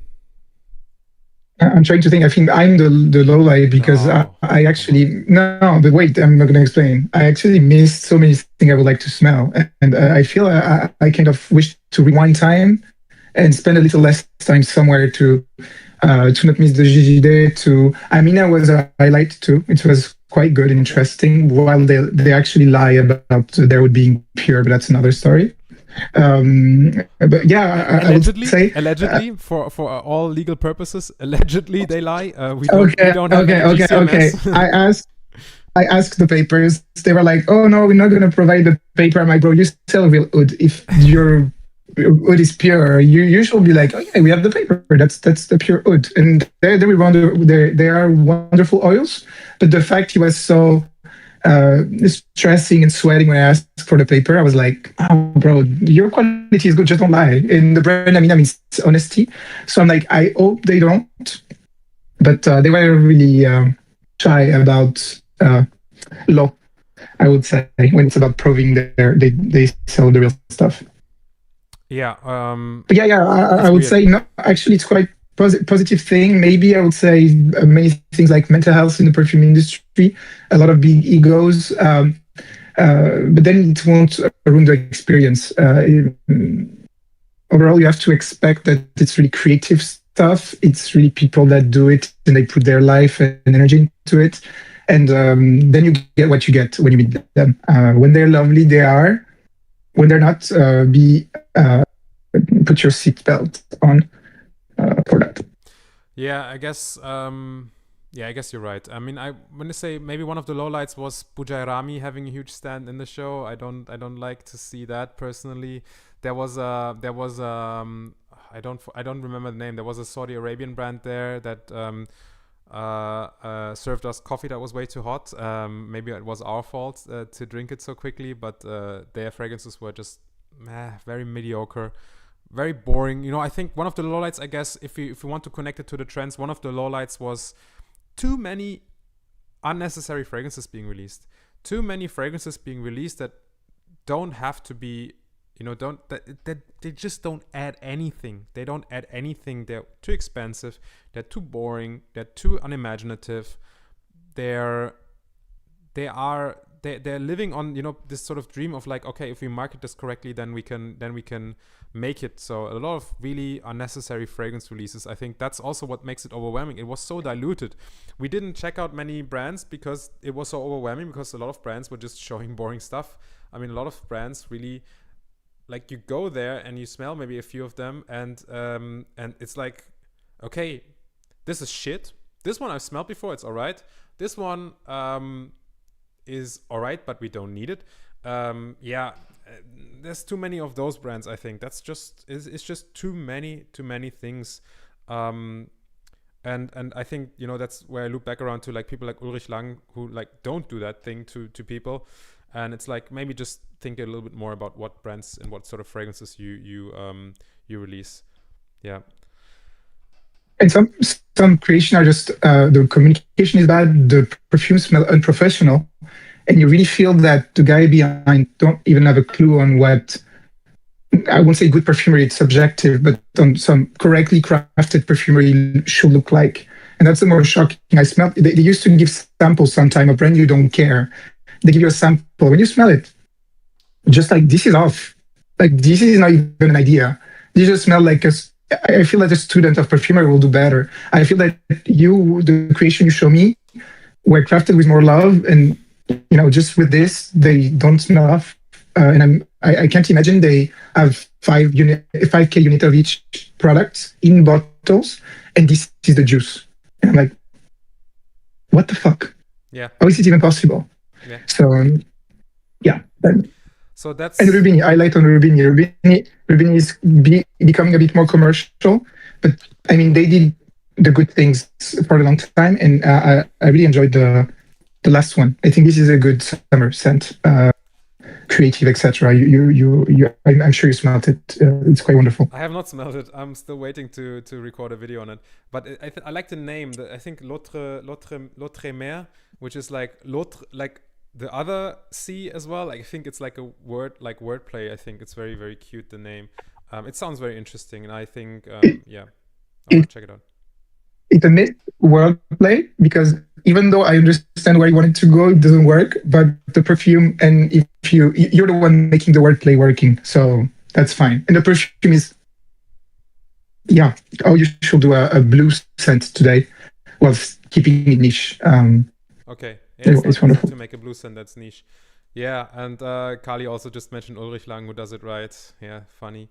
$1 Billion Baby's first fragrance.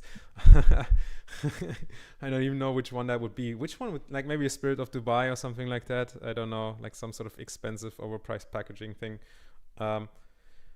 Yeah, I'm actually blanking on more lowlights, to be honest. I'm probably gonna remember them after, but for now, I guess I mentioned most of the really bad ones. I want to give maybe a few more shout-outs. Maybe give a shout-out to the brand of L'Âme Botanique, which is a Taiwanese brand. I mentioned them before on other streams, but I mean, I have a love for Taiwan, so I will make a video on them as well. So these are from Taiwan. And I will introduce these, will give you my honest thoughts on them. Even though they're from Taiwan, I will still tell you if they're shit. As always, I mean, that's what I pride myself in. I want to give a shout out to Isabelle Larignon. Her new fragrance is a very interesting take on iris. It's kind of leathery. It's lots of Styrex in there. There's actually no real iris butter in it, but it's very, very very, very interesting iris accord. Similar idea, I guess, to the Bangla Jasmin, which is a jasmine accord without any jasmine absolute. She made an iris without any iris. Both really, really good fragrances. So Isabelle Larignon, shout out to her. Maybe shout out to Angela Champagne, interesting brand. I think Daniel really liked it as well. Give another shout out to Maie Piou. Their fragrances are, again, very interesting. They have some interesting takes on oud, some interesting takes on incense, some interesting takes on like fruity perfumes. Somebody says, okay, Carly says, the new Eldo. I think you mean Let's Pretend. It's fine. To me, it was like a bit of like too much of a fruity musk. I don't know. How do you feel about it? You smell it as well. It's Osmanthus. Yeah. Yeah, I do work in a boutique where we sell it, and you know what? It smells like. Oop, we lost him real quick. No, I'm coming back. You're back? It smells like Givaudan. Yeah. It smells like Givaudan, and my problem is like now it's not even content based. It just smells like the Givaudan team. Overall, it's good perfumery. It's well crafted. It's modern. It's an Osmanthus take, so at least we can give them that. And I don't think it's a shame. I think État Libre is not what it used to be. But you know what? Giving them 160 and getting this is still something I recommend rather than give Matière Première money on or Parfum Marly. You know, it's still acceptable. So not a love. Definitely another Vichy thing. But you know what? It smells okay. It's well constructed. So, and it's quite cheap. So why not?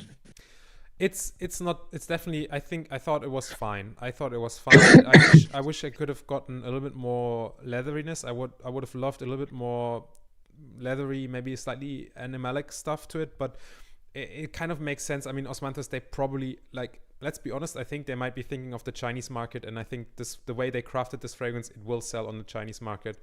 And I mean, it's gonna be controversial, you know. Yeah. So yeah, I don't know. I'm really.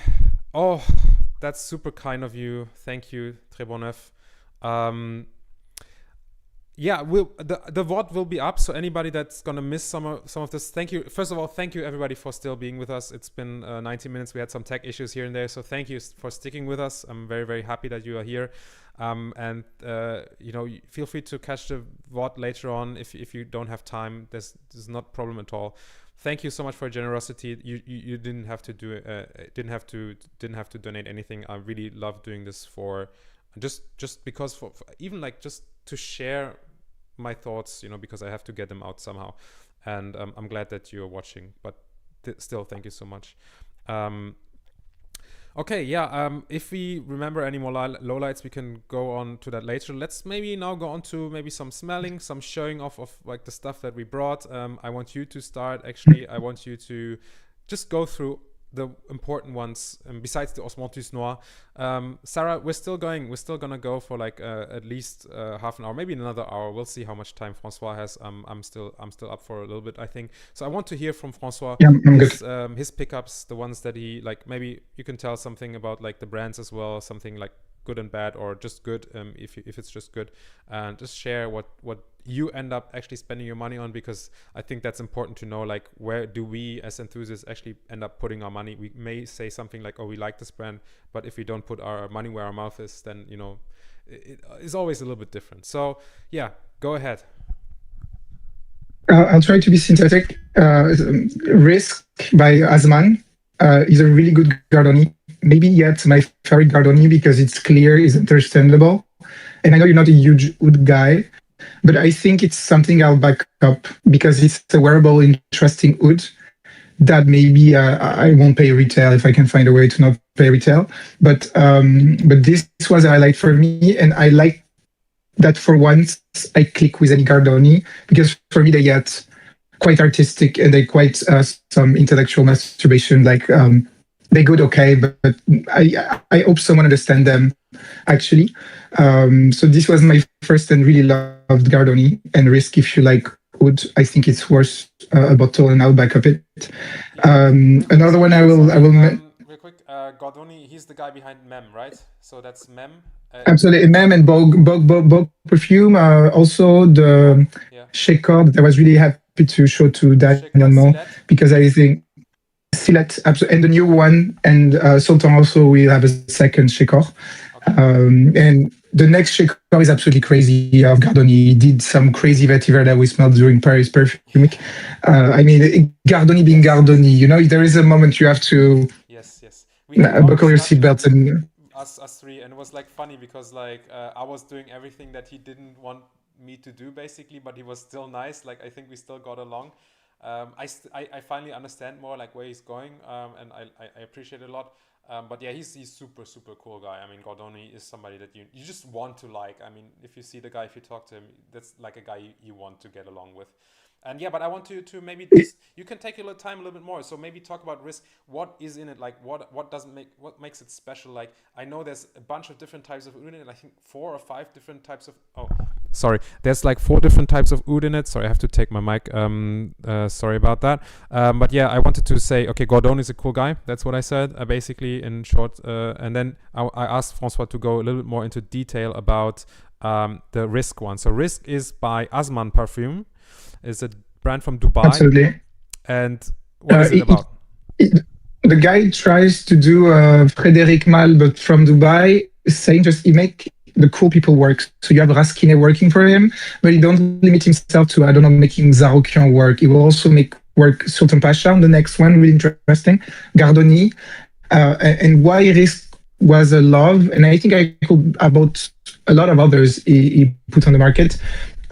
This is a really complex, barnyardy, chocolatey oud, and I feel you can feel some facet of smoky oud, some facet of the chocolatey oud that is used in the Shekor one, but mixed with that strange yuzu.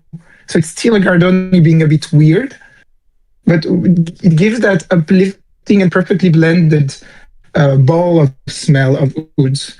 And I just find it really wearable. It doesn't scream amber woods. It's actually after 5 hours, some really beautiful second skin. And when I smell it, I just want another bottle. That's my feeling with it. It's really smooth. And again, I think it's worth being tried and sampled, because usually you have one facet of the oud in there. I feel those 7 would, if it's true again, where masterfully blended. So that's why I love it so much. And actually, I think you like it. You don't like oud that much. It's not offensive. It's quite acceptable. So that's my feeling. That's why I praised him the first time I wore it. I was like, please sell it to me. Do you have one? I need to own it. And as you see, I succeeded. Yeah, and I think I was maybe a little bit unfair to it. I smelled it on you, basically. I smelled it, I think, on a strip, or maybe on this weird cone things that he had, like those ceramic things. And it's not like the right way of, like, I have to put it on my skin. And I remember it like being, like you said, like a fairly deep oud fragrance, but not like super fermented. There's a little bit of like a Hindi oud in there, but it's like just a touch. It's like very balanced. So there's, like you said, different types of oud in it. I believe that. And as you said as well, it doesn't scream amberwoods. The longevity isn't insane. And it just goes to show that actual real oud is like, it's powerful. It's deep. It's potent, but it's not like an amberwood. It's nothing like that. I mean, it's a natural oil still. It's like patchouli and vetiver. You are in that range of heresy things. Yeah, it's beautiful. And there's a tuberose in there, like you said. I think you mentioned that tuberose. That's really like. Maybe I don't pick it, so I didn't say. You must remember it, but yeah, it doesn't scream the. Again, I shouldn't say weird because it's subjective, but that's really green tuberose Gardoni grows, and that's make his signature. And I think it's a turn off for me, so I'm quite glad I don't pick it straight away. But I picked the yuzu, and there is moments in the middle where ouds come in the background, and there is citruses that appears, and I think it's 1 hour and 30 in where citrus pops, and you're like, "How is it possible?" So that's the genius of gardening, I guess. One of the ouds, right, that has a citrusy facet. That's, I think you told me that. That was like your theory, right? That like one of the ouds has a citrusy facet. I mean, I still need to understand it. I should send you a sample of it, it's so okay. you study it a bit. I'm definitely, I will put it on skin sometime when I get a chance. And I think I remember the tuberose because I think I liken it a little bit to Descendre by Les Abstraits, which also has a tuberose, but it, not like the whole style, just the way the tuberose is used. Sorry, to be precise, it's not that they smell similar, but the way the tuberose is used in both of them. Tuberose is a very green floral. It can be very creamy, it can be very heady, it can be very thick, it can be quite sweet. But here it's none of those things. So it's neither overly sweet, it's neither overly coconutty creamy, and it's neither overly green. But I think what it does, it kind of ties everything together, and I think it smoothens it. And that's what Antoine did in Descendre. When you hear Eugene talk about Descendre, he tells the story of like this fragrance being too rough, it needing something to smoothen it out. And what Antoine did, he put a touch, just a tiny touch of tuberose in there, and that just basically melded all those resinous, smoky notes together and made it become more palatable. And I think maybe that's the way Gordoni used it here as well, which I like that sort of usage of a floral note to smoothen out a composition to make it more palatable. I think that's very, very smart, and I believe that's probably the way the tuberose was used in there. Probably it's like a very small part of the formula is my assumption. Okay, that was Risk. Yeah, sorry. Yeah, and if I can comment on Sarah's comment about smooth chocolate oud, Mo said, and I don't have a lot of experience with Arish Doré ouds, but he said he really wanted it too. So I was lucky to get it. It's smoother than Arish ouds, so if it gives you even more will to try it, it's the same kind of price. But yeah, if it tells you that it's softer, smoother than Arish ouds, I feel you should give it a try, definitely. Yeah, so big shout out to hey Sisyphus, good to see you. Yeah, we're still going. So that was Risk by Azman Perfume. I think it's 30 ml, and I think the retail was 450. 350, yeah, something like this. 400 it's expensive. 350, something around that 400 euro price mark. 400, yeah. For 30 mls, but I think it was like concentrated as around 40% or something like that, and it's a lot of oud apparently, and I do want to believe that. Yeah. And the guy said he's a collector of vintage oud, and he said he 1,000 bottles because it's just the piece he had. So he said this is what, it's not like hyped or oh my god, buy it now, but it's just he could do 1,000 bottles. He did them. So if you grab one, it's cool. He was not rushing me into having one, but was like, yeah, if you have real oud and aged oud and vintage oud, you can't produce 5,000 or more bottles. Not possible. Yeah, that's definitely, he did fire some shots. So first of all, hi Bobby, good to see you as well. But yeah, the guy said, like, basically he said, there's a lot of people bullshitting in the oud industry. There's a lot of people claiming that they have old aged oud from certain places, but first of all, they don't. Secondly, they couldn't know where it's from and how old it is. Like, it's very hard to date something like that unless you have like proper documentation. And thirdly, there is not enough oud for these brands to produce as much oil and as much of these perfumes to be actually using that sort of quality of oud. It's like, it's not even physically possible. And then thirdly, or finally, a lot of these oud perfumes are not pure oud oil. I mean, they just put patchouli, patchoulol. That's what you always mentioned to me as well. I remember you saying it. And Nagamota and sandalwoods and musks and whatever, maybe some animalics, like synthetic animalics in there, to basically make an oud accord, which is fine. An oud accord is fine, but be honest about it. I think that's what we're saying, right? Absolutely. Maybe you want to shout out something. Again, I don't see you, so that's why I'm looking back. Maybe you want to give me a highlight of... or maybe you already said, should I finish about those? Yeah, go ahead and show you others as well. I think we're just going to go through those. Really quickly, he's a good friend. I bought 6 bottles of last year batch of Angeliki, so I feel I can be okay talking about Angeliki while I didn't pay for that 15 ml. It's Angelo's Création Olfactive. To me, this is one of the most beautiful chypres I ever smelled. I saw the Diaghilev, which... not going to say I regret, but this means how much I love Angeliki to buy more Angeliki. So I must be one of the best clients of last year, Angeliki. And so this was a gift from him, and I truly still enjoy it. The juice a bit darker, more mossy, a bit less animalic, but it goes in a different vibe. So this is worth mentioning. A big shout out to Edith, that for many reasons didn't surprise me through the creativity of the perfumery in the way that its profile I'm used to smell. But what I liked about Edit is this is how you translate Asian brands in some European or worldwide markets. And I was really pleased to see this homage to Japan offered to the world. And I wish more of those not coming from the Western country brands don't come up cliche. I don't think it's a cliche. I think it's really fine perfumery, and I don't see a con that they become a big brand later. I saw them next to Born to Stand Out guys, so I guess there are some kind of connection somewhere. But you agree that beside the Shizo Reverie that disappointed us a bit, it's still one of the best. Jufu was one in Paris Perfumic I really loved.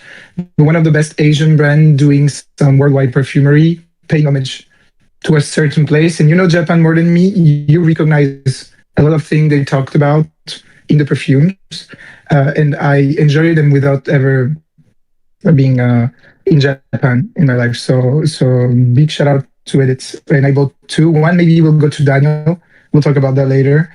But Kagami Goshi is a wonderful take on the Dior Homme kind of vibe with more aromatic. And Reminisce is a huge leather with citrus in the top, which is really surprising also for what we expect from a Japanese brand. I mean, from what is already on the market. So big shout out to Edit. And I guess that's it. Alba, yeah. The last thing is I have a tradition to always buy one same perfume of Ofenlicht. And it's the second time, so it has to happen. And my bottle of Echal is also waiting for me in Paris because, I'll keep it as a tradition. One thing he loved and I loved should be a common buy. So I also proudly own a Echal from Neela Vermeire. That's my highlights of buys for this Esxence. Thank you for sharing. I think there were some really, really awesome pickups there. I mean, all of them I think were well worth talking about, and it just this is where we should be putting our money rather than some of these other brands. So let's go through the chat real quick before I tell mine. So we have some people meeting up again. So some people joking about SQ. I think SQ was that sort of Sultan of Caboose. Was it like, I don't know, something like this sort of guy Caboose, yeah. with his collection, and a lot of people claim to have his materials, but maybe don't actually or don't use a lot of it. Then Kali is poking fun at Vanille Havan Cœur d'Oud. I don't know how much concentration. I think it was like under 2% oud in the formula, I want to say, something like that. It was a small amount, but I do believe that they use real oud. Sean, Mr. Saga, talking about the Oud Zarian, 35-year-old. It was Bangladeshi oud that they claim, I think. Oud Zarian does not smell like oud, really. It's a Zarokian. It's very licoricey. It smells like a boneless royal tobacco. Yeah, it smells like burnt ethyl maltol, and it smells like a flanker of a royal tobacco. I definitely agree. It's I have an ick for those two because the ethyl maltol is so overdosed. It's terrible. And then we have somebody talking about Cypriol. Yes, Cypriol is quite heavily used in many fragrances nowadays. Angeliki, Jose Mo, you picked up Angeliki. Great job. I mean, that's definitely a top tier chypre. It's very nice, and I remember you wearing it one of these days. I think you wore actually the 15 ml of the current formulation. I smelled it in the air. It's actually quite diffusive. I think Angelos actually is quite clever with his synthetics as well to make this one quite diffusive in the air. So yeah, Angeliki definitely a chypre that I want to maybe have a sample of someday, so I can wear it a few times as well. I will buy some samples from Angelos. And then we have Zen Explorer mentioning Chypre Noir by American perfumer Emmanuel Cross. I think Emmanuel Cross is the same guy that's behind Rogue Perfumes. So he made a Chypre. I was recommended this one before. I don't know if it was you, Zen Explorer, but I remember being recommended that one. Then Edith, somebody asking where to buy it. There's a shop, Kali just mentioned, there's a concept shop in Paris, and maybe we will have better distribution in the future for Edit. It could be possible. We will see. I think they are going to be on the up and up. I do believe that brand is going to grow. I think we will see more of Edit in Europe as well. So look out for that in the future. I would say sample them first. I would say it's not a blind buy in general. You can, if you just want a beautiful bottle anyways. Their bottles are fantastic. Perfect presentation. I will try the Edit again in Japan later this year, because I will be going back to Japan, and I will go to their Tokyo store, and I will maybe film something there and upload something about the store. He's showing a packaging right now, so you can see it's a wooden box on the outside. Then the fragrance is inside with like a really nice Japanese paper with a hand applied sticker as well. I don't even want to take off that. I mean, I always put it back. Yes. It's gorgeous, and the cap is in brushed metal, and this is absolutely gorgeous. I don't know if you can see that, but there is the E imprinted in a metal, and yeah, I mean, simple while absolutely perfect. Bottling. No, beautiful. Not too expensive too. I think the retail is around 150 or something like that, roughly. 180. So it started to be, but I mean, the juice are really good. So we see a lot of worse things bottled. So I'll give them they deserve that shout out. Look at that, it's so sexy. Yes, I mean, if you consider the presentation, I think, and they produce their bottles and their caps in Japan, so a lot of labor cost, and the boxes I think are produced in Japan, so they must be spending a lot of money on the packaging, which makes the price even fairer, because we know Neela also spends a lot on her packaging. So that has to be mentioned. The caps are absolutely gorgeous, very nice brushed, I think hand brushed finish as well. And I mean, if you are into that sort of Japanese aesthetic, you will just enjoy this as a product itself. And I mean, I can't lie, I'm always into the perfume, but the packaging is part of the experience. I will not lie to you. Okay, so that wraps up Françoise. I mean, I will mention quickly Echal, because he mentioned it. Echal is, so we both purchased Trahi in Paris. That was the one, and Trahi is my first full bottle purchase from Neela herself. It's a beautiful spicy sandalwood with jasmine, and touch of oud, touch of just a lot of spices, a lot of creamy milky sandalwood. And it's really, really nice. Some incense. I forgot about the incense. There's a bit of incense in it as well. And Eschal is her Extrait de Parfum tuberose. It's a green tuberose. It's very, very fresh. It's got this earthy turmeric spicy note in there. It's got a little bit of something sweet in the base, but not too much, just enough to balance the bitterness. It's also got sandalwood, I believe. It smells like it at least. And I fell in love with this Esxence. I think we both did. I mean, you knew it better than I did, because I think you actually liked it in Paris already, and I was struggling with it. I didn't like it in Paris that much, to be honest, and it took me a while to really appreciate it. So yeah, that was Neela. And Neela, again, it was always nice chatting with her. She did a talk, so hopefully they will upload this talk that she did with Persoles, Brooke Selden, and Manos Gerakinos, this guy from Greece, on slow perfumery. Hopefully Esxence will upload it. And she was friends as well with the people from Perfumers Journey, these two beautiful Thai people. They again, I have to mention this one. They chatted with me about perfume making, because I showed them what I'd made, and they were super kind.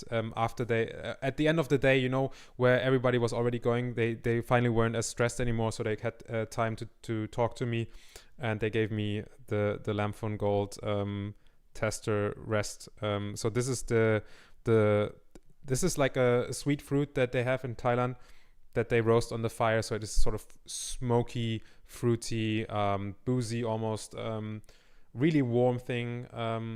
I think it's, I mean, I cherish this just because of like how nice they were as well. So there's a lot of things like about personal connection in perfumery. And then again, I have to shout out Mo, who's like, I mean, I cannot believe it. I didn't expect this at all. I feel bad. I have to make sure. I think I realized I have to share the love as well. I think I have to bring stuff to give away to the future. So in the future, I think if I go back to some other perfume expos, I'll make sure to bring some stuff to give to people as well. I think it's very important that we pay it forward, that we that we make sure to be a little bit more, at least for me, I want to be a little bit more generous. I think I have to take a step back and see like everything, you know, how well I was treated by other people, and give back. That's definitely something that I learned. So yeah, Neela on my channel, it's gonna be tough. Maybe I can talk to her, but she really does not like public appearances. She really does not like it. She just, I was a witness to Persoles Dariush talking to her, and Dariush will have her on her channel. She confirmed that. I was there. So she promised to go on Persoles's channel for an interview, so look out for that. Hopefully she will show herself more often, because she's actually really funny. Like, she's a very funny person, and she will say stuff without filter. Like, if they upload the talk about slow perfumery, you will hear her saying some outrageous stuff. Like, that's very funny. And yeah, she's shooting bullets more than I do. I mean, she's really direct about it. So yeah, that's what I have to share for Milan. I mean, at least from the stuff that I brought. I also have sorry. I see, because I think come to Polaris, and I'm really considering it. And there is a thing that keeps me from going everywhere is money. But I thought it's gonna be the real niche thing. I know I met the guy who organized Polaris, and so it's that niche perfume fest. Sultan will be there, Sentire will be there, and I consider it going this year or next year, and I hope I'll see you there, Ofenlicht, maybe next year, because I think this is the kind of event. Also, maybe Kelly was saying for Madrid, maybe that's the kind of event we'll tend to do where the tiny ones go, because I feel that's where the real talents are hidden. So hopefully we will meet in Stockholm with Kozai. Welcome back, Corin. I hope the kids are fine and they're sleeping soundly. And that's a good point. I think I have to not only stick to the two conventions that I know. I want to check out the other ones, maybe Polaris, maybe PT, maybe Scentfest in the United States, maybe Scent Explorer, who knows. Like, all of these are interesting to me. It's really about money and time. Like, this year I've already spent a lot of money, went to a lot of places. I mean, I went to Paris, then I went to Milan. Now I went to the Netherlands after, and I'll be in Japan later on this year. So that's already a packed travel schedule, and I have to work as well. I have to study, and you know, it's just there's a limit to what I can do, even though I really want to go everywhere.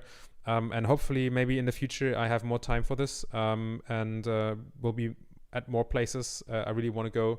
I really want to meet everybody here, and meet the same people that I've met before, like see them again in person and meet new people. Because yeah, I mean, again, like, I mean, this is another thing that Daniel gave me. Daniel gave me his Auntie discovery set, which is again super nice of him. So I mean, I will be bringing you maybe some reviews of this brand, especially of the ones that I like. So probably Marc-Antoine Corticato's work, if I'm being quite honest, but the other ones maybe as well. Yeah, so that's I don't know, when is Polaris actually? Do you know when it is? I think it's in 3 weeks. Like it's too early, like it's too close to us now. Yeah. But it's something I could do that to go, because I know the guy. Again, I know the kind of interest the guy who organized it as for newcomers, and I kind of trust him to give us what we need, or dose of creative perfumery. So yeah. I could not go Esxence to go Polaris one day. End of November. Oh, it's end of November. Oh, that's okay. I could actually. Maybe. If I can Yeah. find time and money, I will see. Maybe I can go. I do. Yeah, it's possible. I won't rule it out, I guess. That's enough time to maybe scratch some money together. Yeah. So curious about that. Chris Collins. That's the guy with African Rooibos, right? That's the was he? Yes. Musician, or no, he was a model. He was a fashion model. Yeah, he seemed super cool. I just watched the episode on the podcast with the Lucky Scent podcast, so he seemed cool there. I've not smelled his perfumes, but he seemed cool. Yeah. Was there anything? Oh, I think we'll go to maybe some Q&A. So everybody that's still here, still thank you so much for watching. If you're still with us, you're the real ones. Yeah, again, this is gonna be like a short Q&A session, so put all your questions in it. It can be related to Esxence, it can be related to Francois, it can be related to me, it can be related to anything that you're curious about. Just throw questions at us. We'll be here to answer, and in the meantime, I will spray some neat. I will spray some Neela Vermeire neat. Yeah. And just maybe talk about it a little bit while we do the Q&A. Your take on it, because I keep adding yes and no's and yes and no's, and things I really love, and then things that make me. So it's a really complex enjoyment of needs that I will end up buying. So I'm really curious and if you can smell what I told you. Maybe you don't have it next to you. So, I just sprayed it on. I will give you my quick impressions of the opening. So what I get in the opening is immediately a lot of black pepper, some olibanum, some cedarwood, and a lot of rose. I get a lot of a very dark rose, and it is very peppery. Like it's a very fine pepper note. I think it's a very high quality pepper. Maybe some CO2. I don't know for sure. There's something slightly fruity in there, so could be some pink pepper as well on top of that. I think pink pepper has this sort of fruity nuance, and this rose is. It's somewhere between dry or jammy. It has this sort of jammy, almost dark fruits, stirred, maybe strawberry, raspberry jam sort of smell, but it has powdery facets as well. There's immediately some sandalwood coming from the base. It's slightly creamy, but also slightly smoky. It's very resinous. I get a lot of amber. I get a lot of like labdanum, but it's not like a super thick. To me, it's not a very thick, sticky labdanum. It's more of like a dry, slightly smoky animalic labdanum, slightly leathery as well. And then there's, I think, a good dose of vanilla as well, but it smells almost like a natural vanilla extract, I want to say. This doesn't smell a lot like ethyl vanillin. So, yeah, I get a lot of like something smoky, leathery now, so that might be some resins, some labdanum, some cypriol. Oh yeah, I forgot about the cypriol. Big cypriol. Some oud. Also the oud is okay dosage in the perfume. Yes, you're right. It's a significant oud note. It's more than in Trahi, and it does add to that sort of balsamic, leathery, woody darkness. This is an extremely dark fragrance. It's like a dark purple, almost black. Okay, somebody else is saying, oh yeah, Kali's saying pink pepper. I think that's the pink pepper. I think that gives that sort of fruity zing in the top, and that's always what pink pepper does. And I think pink pepper is like one of those notes. It's very expensive, actually. Real pink pepper, if you buy real pink pepper extract, it's quite expensive, and it's a note that lasts maybe like 30 minutes. It lasts maybe like 30 minutes and the pink pepper is like gone. Maybe if that, maybe even 10 minutes. Like it's super funny. Like this is one of those ways that brands catch you in the opening. But here it's used really nicely because the dry down doesn't fall apart. And I can tell you in the opening.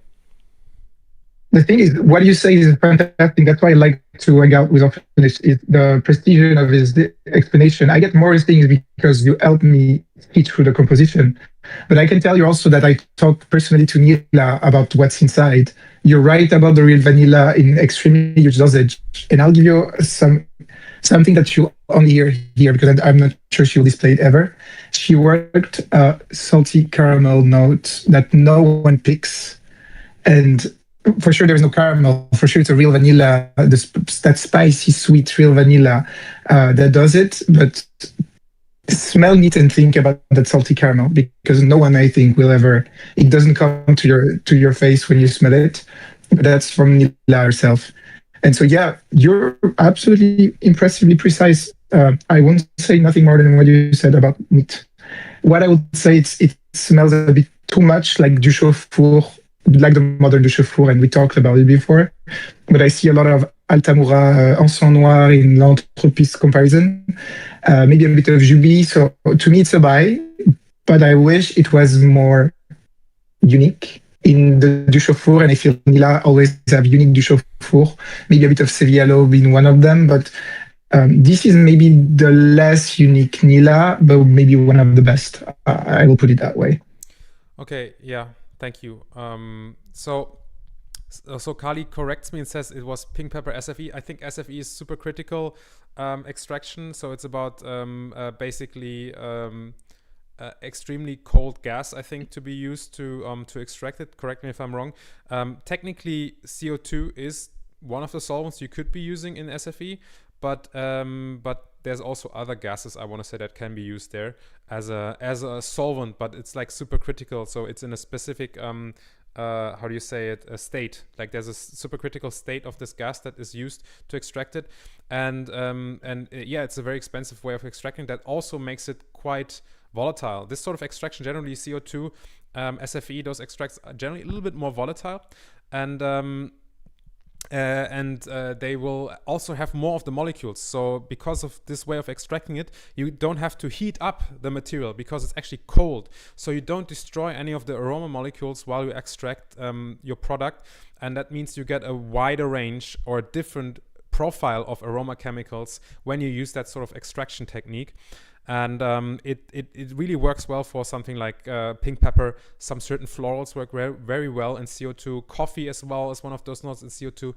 Tea extracts, and all of those notes, if you look at them, if you use them, they tend to be expensive because the process is not a lot of people do this process. The process is a little bit more labor intensive, it's not as easy as some of the like more established processes like hydrodistillation, and also the longevity of the extracts with CO2 is generally a little bit lower compared to resinoids, for example. So that's about SFE. Like again, this is just what I have in mind. I may be wrong about some of these details, so if I am, correct me. But I think it's very interesting. And pink pepper, I think I saw, like, if you buy small amounts, it's over 20 euros a gram, like in small amounts, or like 15 euros a gram. So that's what I saw for pink pepper extract. It's quite expensive in small amounts. In big amounts, of course, it's cheaper. And yeah, so neath, it's drying down. It's becoming, I'm getting more of the oud now, and it's becoming like a really dry, dusty oud rose. There's this slightly musky component with like a sandalwoody musk that's rounds it out with the natural vanilla. And I like what you said about the salted caramel. I did not know about the salted caramel note. it's true, there is something like that, but the reason why I never picked up on it is probably because I don't find this very sticky. This is more like one of those caramels that is not very sticky. It's more like a chewy caramel that has this sort of buttery facet, that sort of milky, creamy facet. So when you make a caramel with like real full-fat milk cream, this sort of thing, and it's not overly sweet. This is not, it is sweet. This is a sweet perfume, but the sweetness is just there in balance with the smoky, leathery, animalic facets of the oud and the cypriol and the spices, which is it's interesting. I think one of the issues I had with this perfume is that in the dry down, there's a stage that comes through where I do get this slight roughness. There's a slight smoky roughness in there. It's a little bit too dry. It might be cypriol. It might be the particular sandalwood or sandalwood material working in combination, that every now and then in a dry down gives me something a little bit rough that I struggle with. Superfluid extract. Okay. Yeah, supercritical fluid solvent, not gas. But gas, if it's not, is gas not fluid if it's supercritical? Because CO2 is liquid. CO2 is liquid when you compress it. It's nothing like Love Hibiscus. Love Hibiscus is way sweeter, way more floral musk, way more fruity. This is not as fruity. Hello, Walshikovsky, good to see you. Sarah had a question. It's more, I feel, yep. I'm sorry, it's more jubilation-y, like jubilation 40, like in the term of regal. It's drier. It's really interesting take on the Timbuktu jubilation, and you can extend, but it's the son of those kind of big du chauffour, really rich, really dry, really sweet. So I think you need a lot of wear, and I think she asked. I think it's a winter wear, definitely. It's too strong. I tried it. It's too thick, too strong, and the bottle will last you a lifetime if you ever get one to be worn in the summer. I don't know. I want to say, it leans wintry, but this is like L'air du désert marocain, where it has this sort of dryness, where, it is super powerful, but I think because it's so dry, maybe you can wear it on a dry summer day, not on a humid summer day, but if it's a dry summer day, maybe this could work. It's very powerful, by the way. It's very diffusive. And one thing I forgot to mention is, I think, so two things I want to say real quick about Neath before maybe we move on to some more questions. So one thing is, it's very, very nice in the air. I smelled it on Persolace, I smelled it on other people, and I've worn it and I got feedback from other people. And whenever you wear it, it's not only, it's a Neela Vermeire perfume that actually does have a really nice sillage. And I'm not a performance guy. I'm not really into performance. Like I want to smell it, but I don't have to announce to everybody else that I'm wearing it. But this is a very nice thing that, people that are sitting next to you or another place besides, like maybe like 1 meter, 1.5 meter away from you, they will get a really beautiful whiff. Very, very, very nice. In the air. And the other thing I want to mention is a very big myrrh note. It actually has a huge dose of myrrh. And this myrrh, to me, it reminds me a little bit of that sort of mushroomy, rubbery, black rubber tire, maybe like hockey puck. Like, I don't know if you've ever smelled like a hockey puck. And it has a sort of rubbery, dark myrrh. Like I said, slightly mushroomy, slightly earthy. And it reminds me a little bit of Tower Lone Star Memories, which also has a really nice ambery, leathery myrrh in the base. Interesting. It's better crafted. The dry down is beautiful. I feel open with on the tower. It's wonderful. It takes your, how do you say, it gets your attention. But our 8 to 10 is not really pretty. This stays pretty if you like that kind of profile until the end, the really end of the scent. And I feel that it's a 20-hour. You literally can smell it really late on the next day if you spray it. And I tried a 10 spray. I got totally nose blind to it. So it's a really, really strong fragrance. Yeah, so, and you're right. I think one thing about this Neela and most Neela is actually that they're always a journey. And this one in particular is, it's up there with the most dynamic perfumes. Like you spray it on, you get something 10 minutes in it's different, another 30 minutes in it's different, another hour in it's different, and then it changes. Like it keeps changing, and you get to really go on a journey. This is a perfume that is a journey, and even though it's very expensive, you know, if you buy a bottle of the 60 ml, you will never finish it. I don't think you will ever finish it. Like this, you wear like 2 to 3 sprays of this, and it's gonna be like something that you will enjoy. And I have my sample here, and I've worn it already 4 times now, and I still have most of my sample left, because I never did the 10 spray thing. Yeah, but yeah, I think you got a short little impressions of Neat here, so I hope you enjoyed it. Let's go for some questions. So first of all, Sarah asked, what language will you be using on your channel?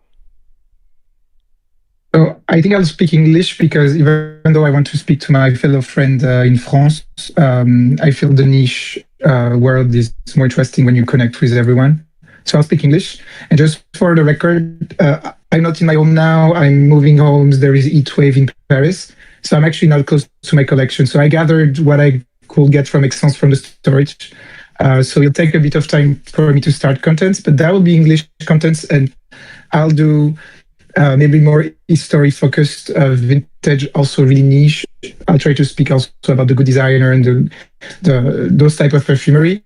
But this will take maybe 1 or 2 months before I launch it, just because my perfume not with me. I'm a bit orphan of my collection. So yeah, but so English. Okay, and then immediately after, you get a very cruel question from Kali. François, what are your top 3 favorite vintages from your collection? So I don't know if I think I can guess 2, but I'm curious to see. 2 of them I think I can guess. The third one I don't know, but I want to hear what you say and see if I'm right. I'm so teased that you say what you think. I'd say Vol de Nuit. Okay. Extra version of Vol de Nuit vintage. It's linked us also with our love of number 19. That I won't say it's my favorite, but it's really high. But you know what? I have to be honest. There is something, if you like niche, that you should all try. You just get one of those. Jiki Extrait. This is one of the nichest thing I ever smelled. And it's one of the oldest. This, I smelled real civet. This is 30% civet and lavender and tonka. And that's it. And I mean, Milan Scent could market it today. And this will be one of the coolest things to smell ever. So that's a Vol de Nuit, Jiki for the history. And Well Impossible, the third one. Let me think. I'll say Antaeus, but I mean, it's a really, really cruel question. Why those 3? Because you take 2 years to understand them, and I'm still not sure I got the construction of them. They're wonderful. Well, you went for the. Oh. Sorry. You're good. We're just waiting for you. You went for very classical choices, and you went for 2 Guerlain extracts, and I was wrong. I was 0 for 2. I thought you were gonna mention Balenciaga Pour Homme and Chanel Cuir de Russie Cologne. Like those 2, I thought you were gonna You hurt my heart. You're right. Cuir de Russie, Balenciaga Pour Homme is there. It's fantastic, but there is what I like and what's. I feel when you smell Vol de Nuit, there is a thing where I feel we're all students of Vol de Nuit. If you ever smell those vintage Vol de Nuit, you're like, okay. The best I know is a student of Vol de Nuit because it's unreachable. But that's I guess you must smell it. If you come to me in Paris, I'll make you smell it. I hope you get the same feeling I got with those.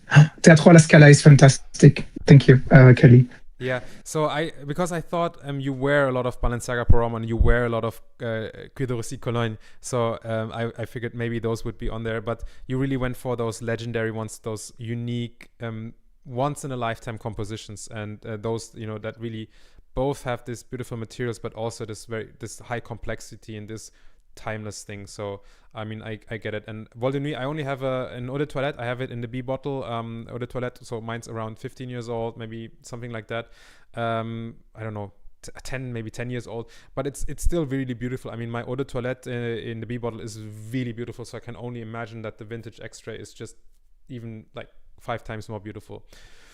So yeah, beautiful. So you can tell he has got a huge vintage collection. So if you guys are into vintages, do go to his channel and subscribe right now. That's definitely something you should be doing. Then what else do we have? More questions. Did you have any bad interactions with other YouTubers? Did I have any? No. Because I didn't really have many interactions with other YouTubers. I had interactions with Mo, Daniel, and Luke. And I mean, Luke is technically not a YouTuber, but all of these three guys were amazing people. So 3 very good interactions. I did see... Oh, man. I think I saw Maie Piou as well. He was nice. Yeah, I did see him, Maie Piou. Yes, he was there. He was nice. So good interaction again. We didn't chat much, but we smelled some stuff basically with Daniel together.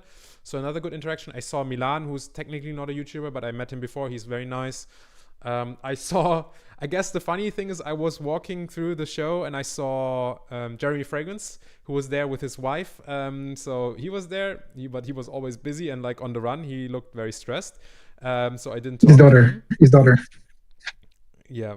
And then Jesus. And then I saw FB Fragrances, and FB Fragrances was there, and he looked exactly like you know him on the internet. He has the same curly pomade haircut, and he was about... I hope I don't sound arrogant, but he was a good bit shorter than I am, so it was kind of funny. Like he looked like a nice gentleman. And yeah, that's about it. I think I don't remember seeing anybody else YouTuber wise. Maybe I saw some like in the corner. Oh, I saw Riot Sense, German YouTuber, but that was a good interaction. I like Riot Sense a lot. We met before in Paris. You also met him there. He's a good guy. He shows very interesting stuff.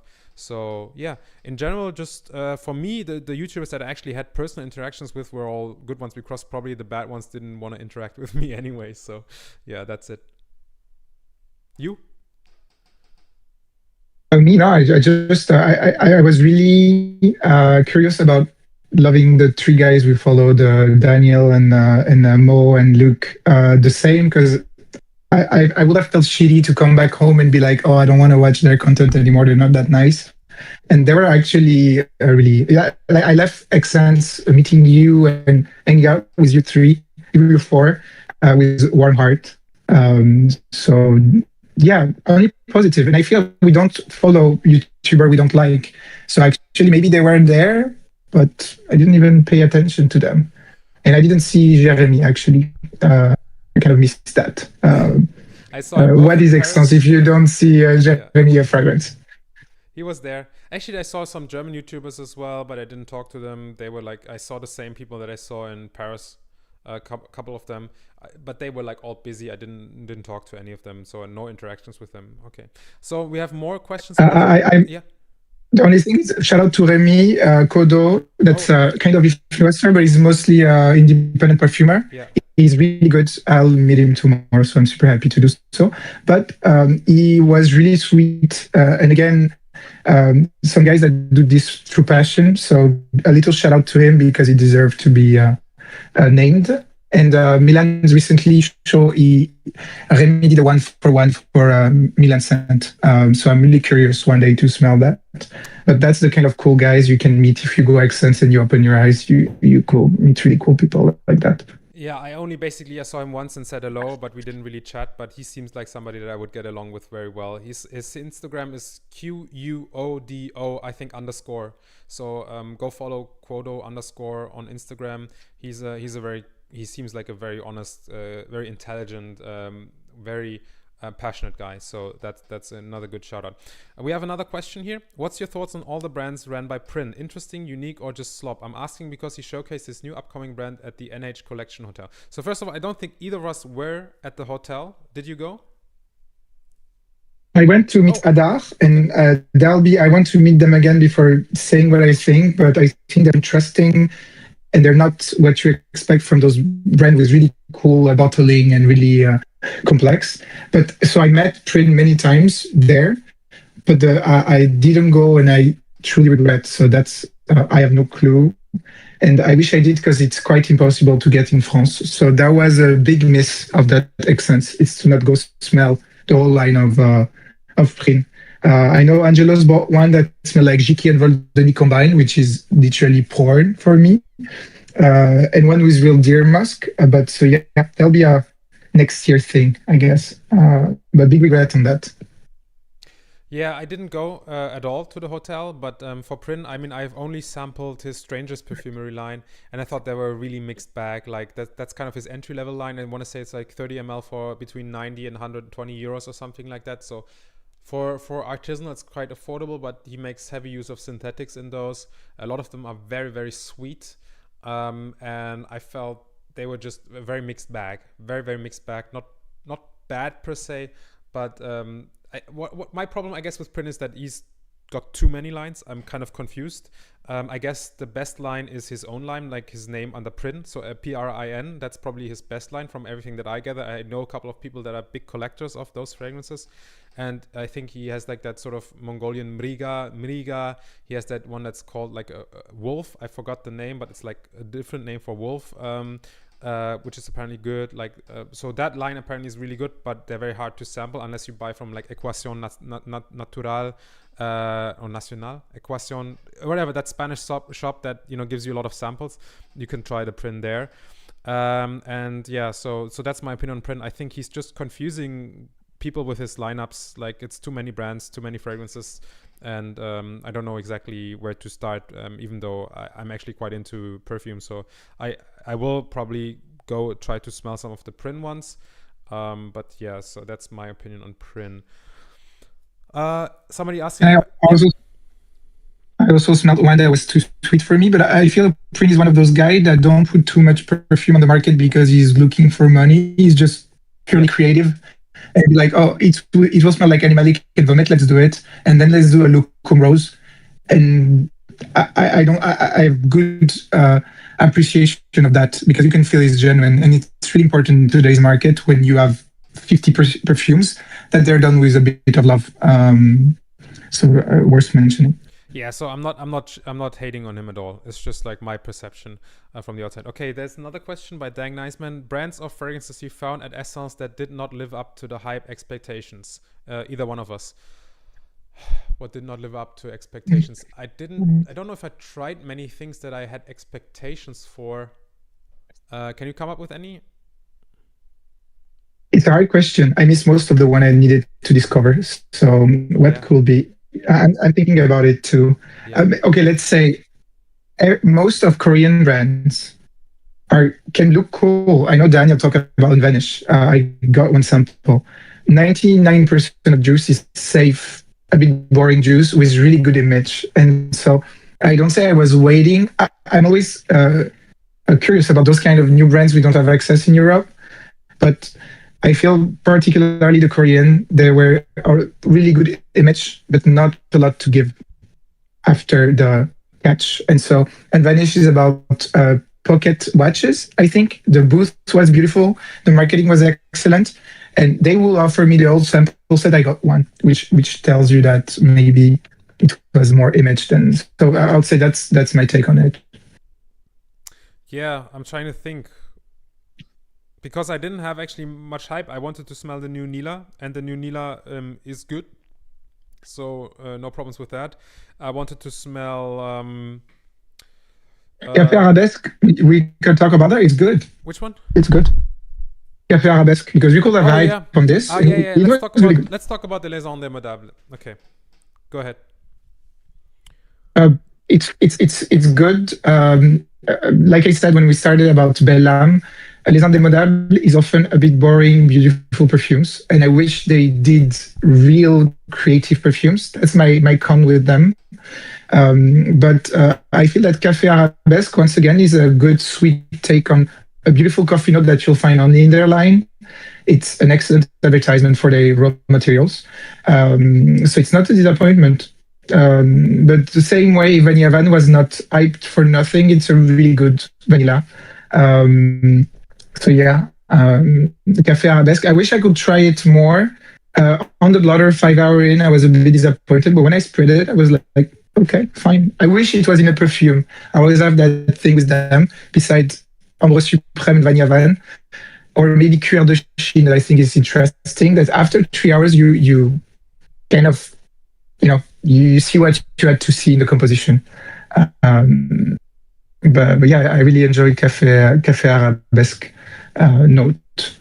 Yeah, so Café Arabesque. Café Arabesque, I think, is a very it's gonna do well for them, I believe. So the story behind it is that actually it came from a mod that Antoine did for Immortel Solaire. So one of the fragrances he did with this new Immortel Full Spectrum X-Tray that they came up with, and they ended up going with the Immortel Solaire path, but they then went back to this other path and they added a specific coffee extract, CO2, no, not CO2, sorry, I think ultrasonic coffee extract from Brazil, where they got their own beans, they roasted them locally. Antoine had checked that the like everything, like the roasting was done correctly, and then they added that on top of a big Immortel and benzoin core.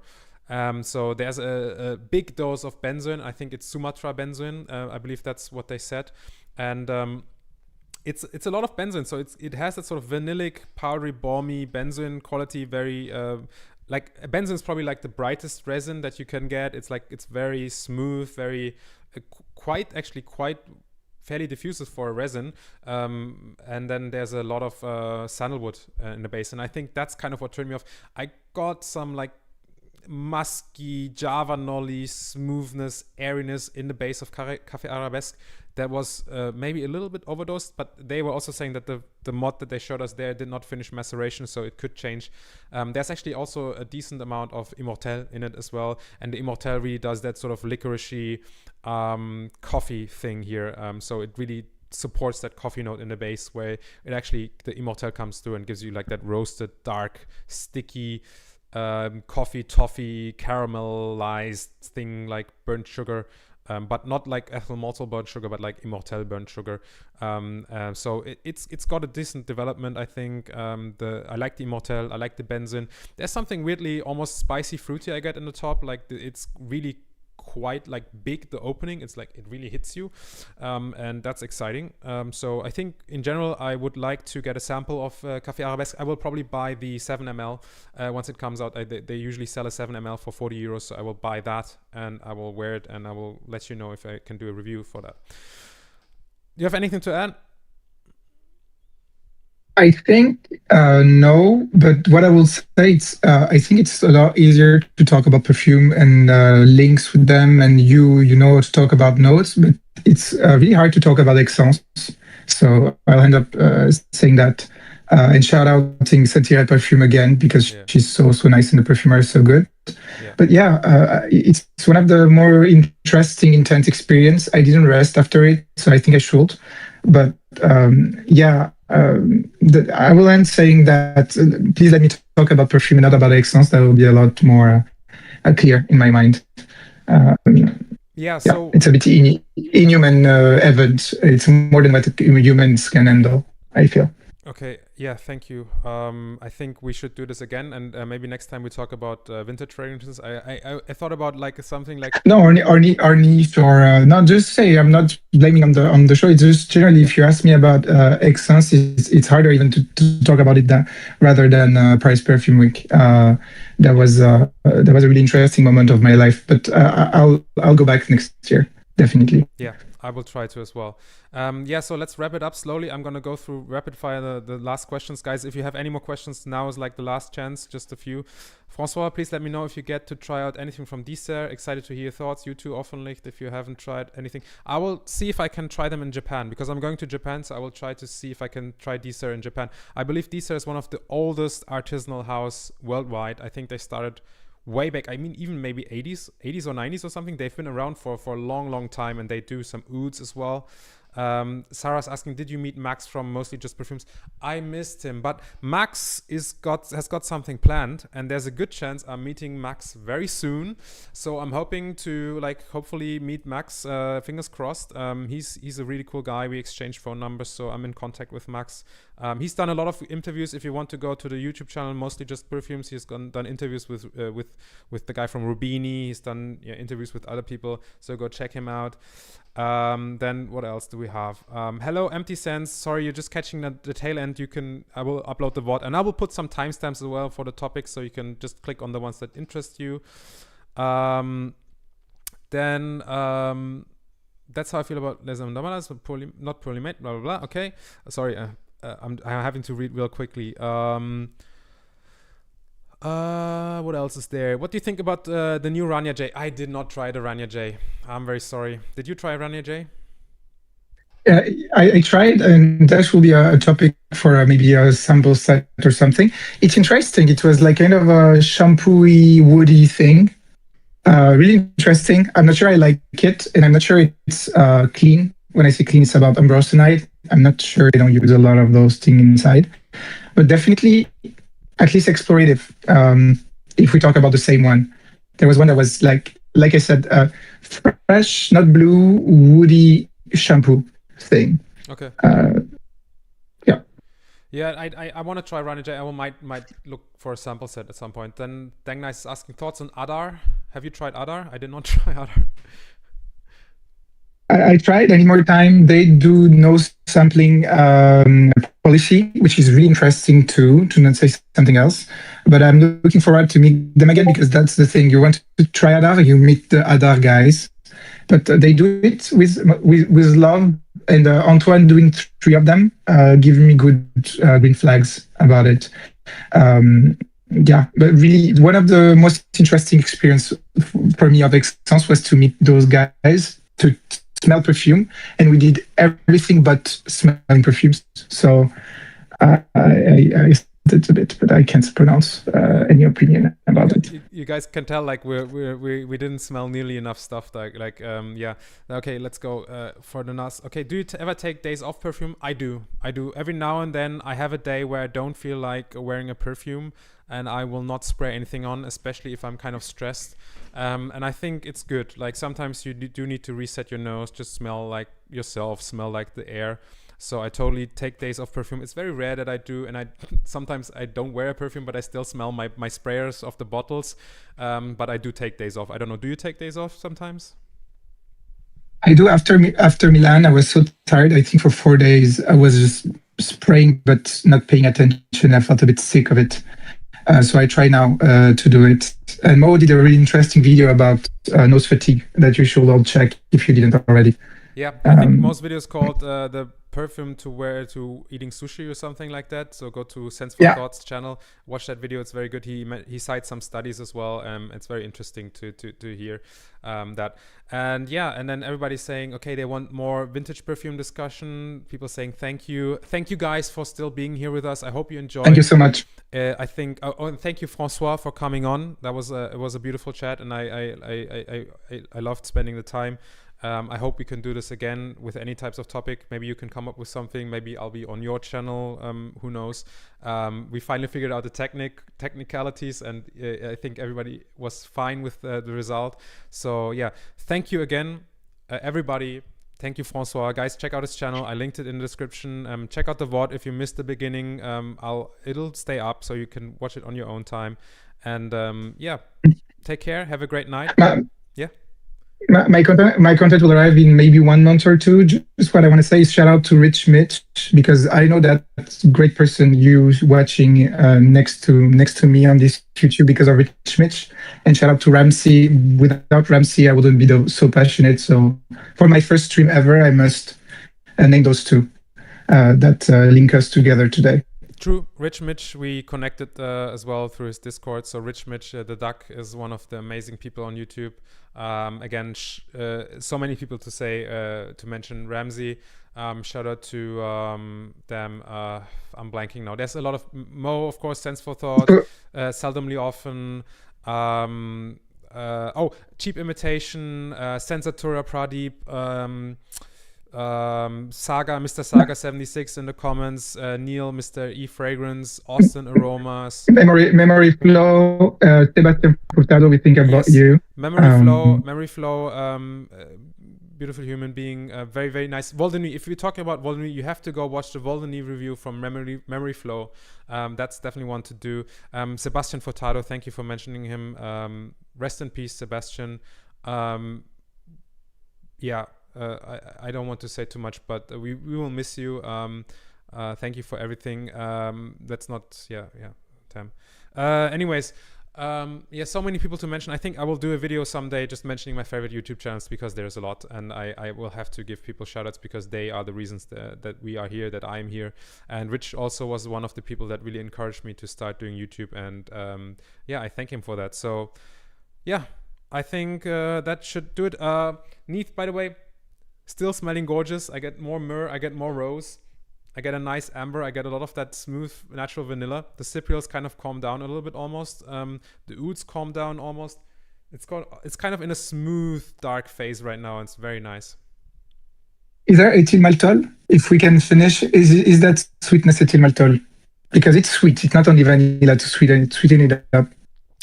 Maybe a hint, but I think probably it's rather maybe regular maltol. Hard to say. But there's a lot of vanilla. There's probably some coumarin in there as well, and maybe some heliotropin. I don't know for sure. Could be some musk in there as well, giving some sweetness. But yeah, I don't think it's too sweet. I think it's still quite balanced. So yeah, but maybe we'd have to ask Neela. I don't know for sure. Anyways, yeah, let's wrap it up. Guys, I'm going to say my Thank you so much. shout out. Thank you so much. Be safe, be kind to each other, and be kind to yourselves. Very important. Again, with people like Sebastian in mind, please check up on your friends, check up on yourself. You're not alone. And yeah, until the next time, thank you so much for watching.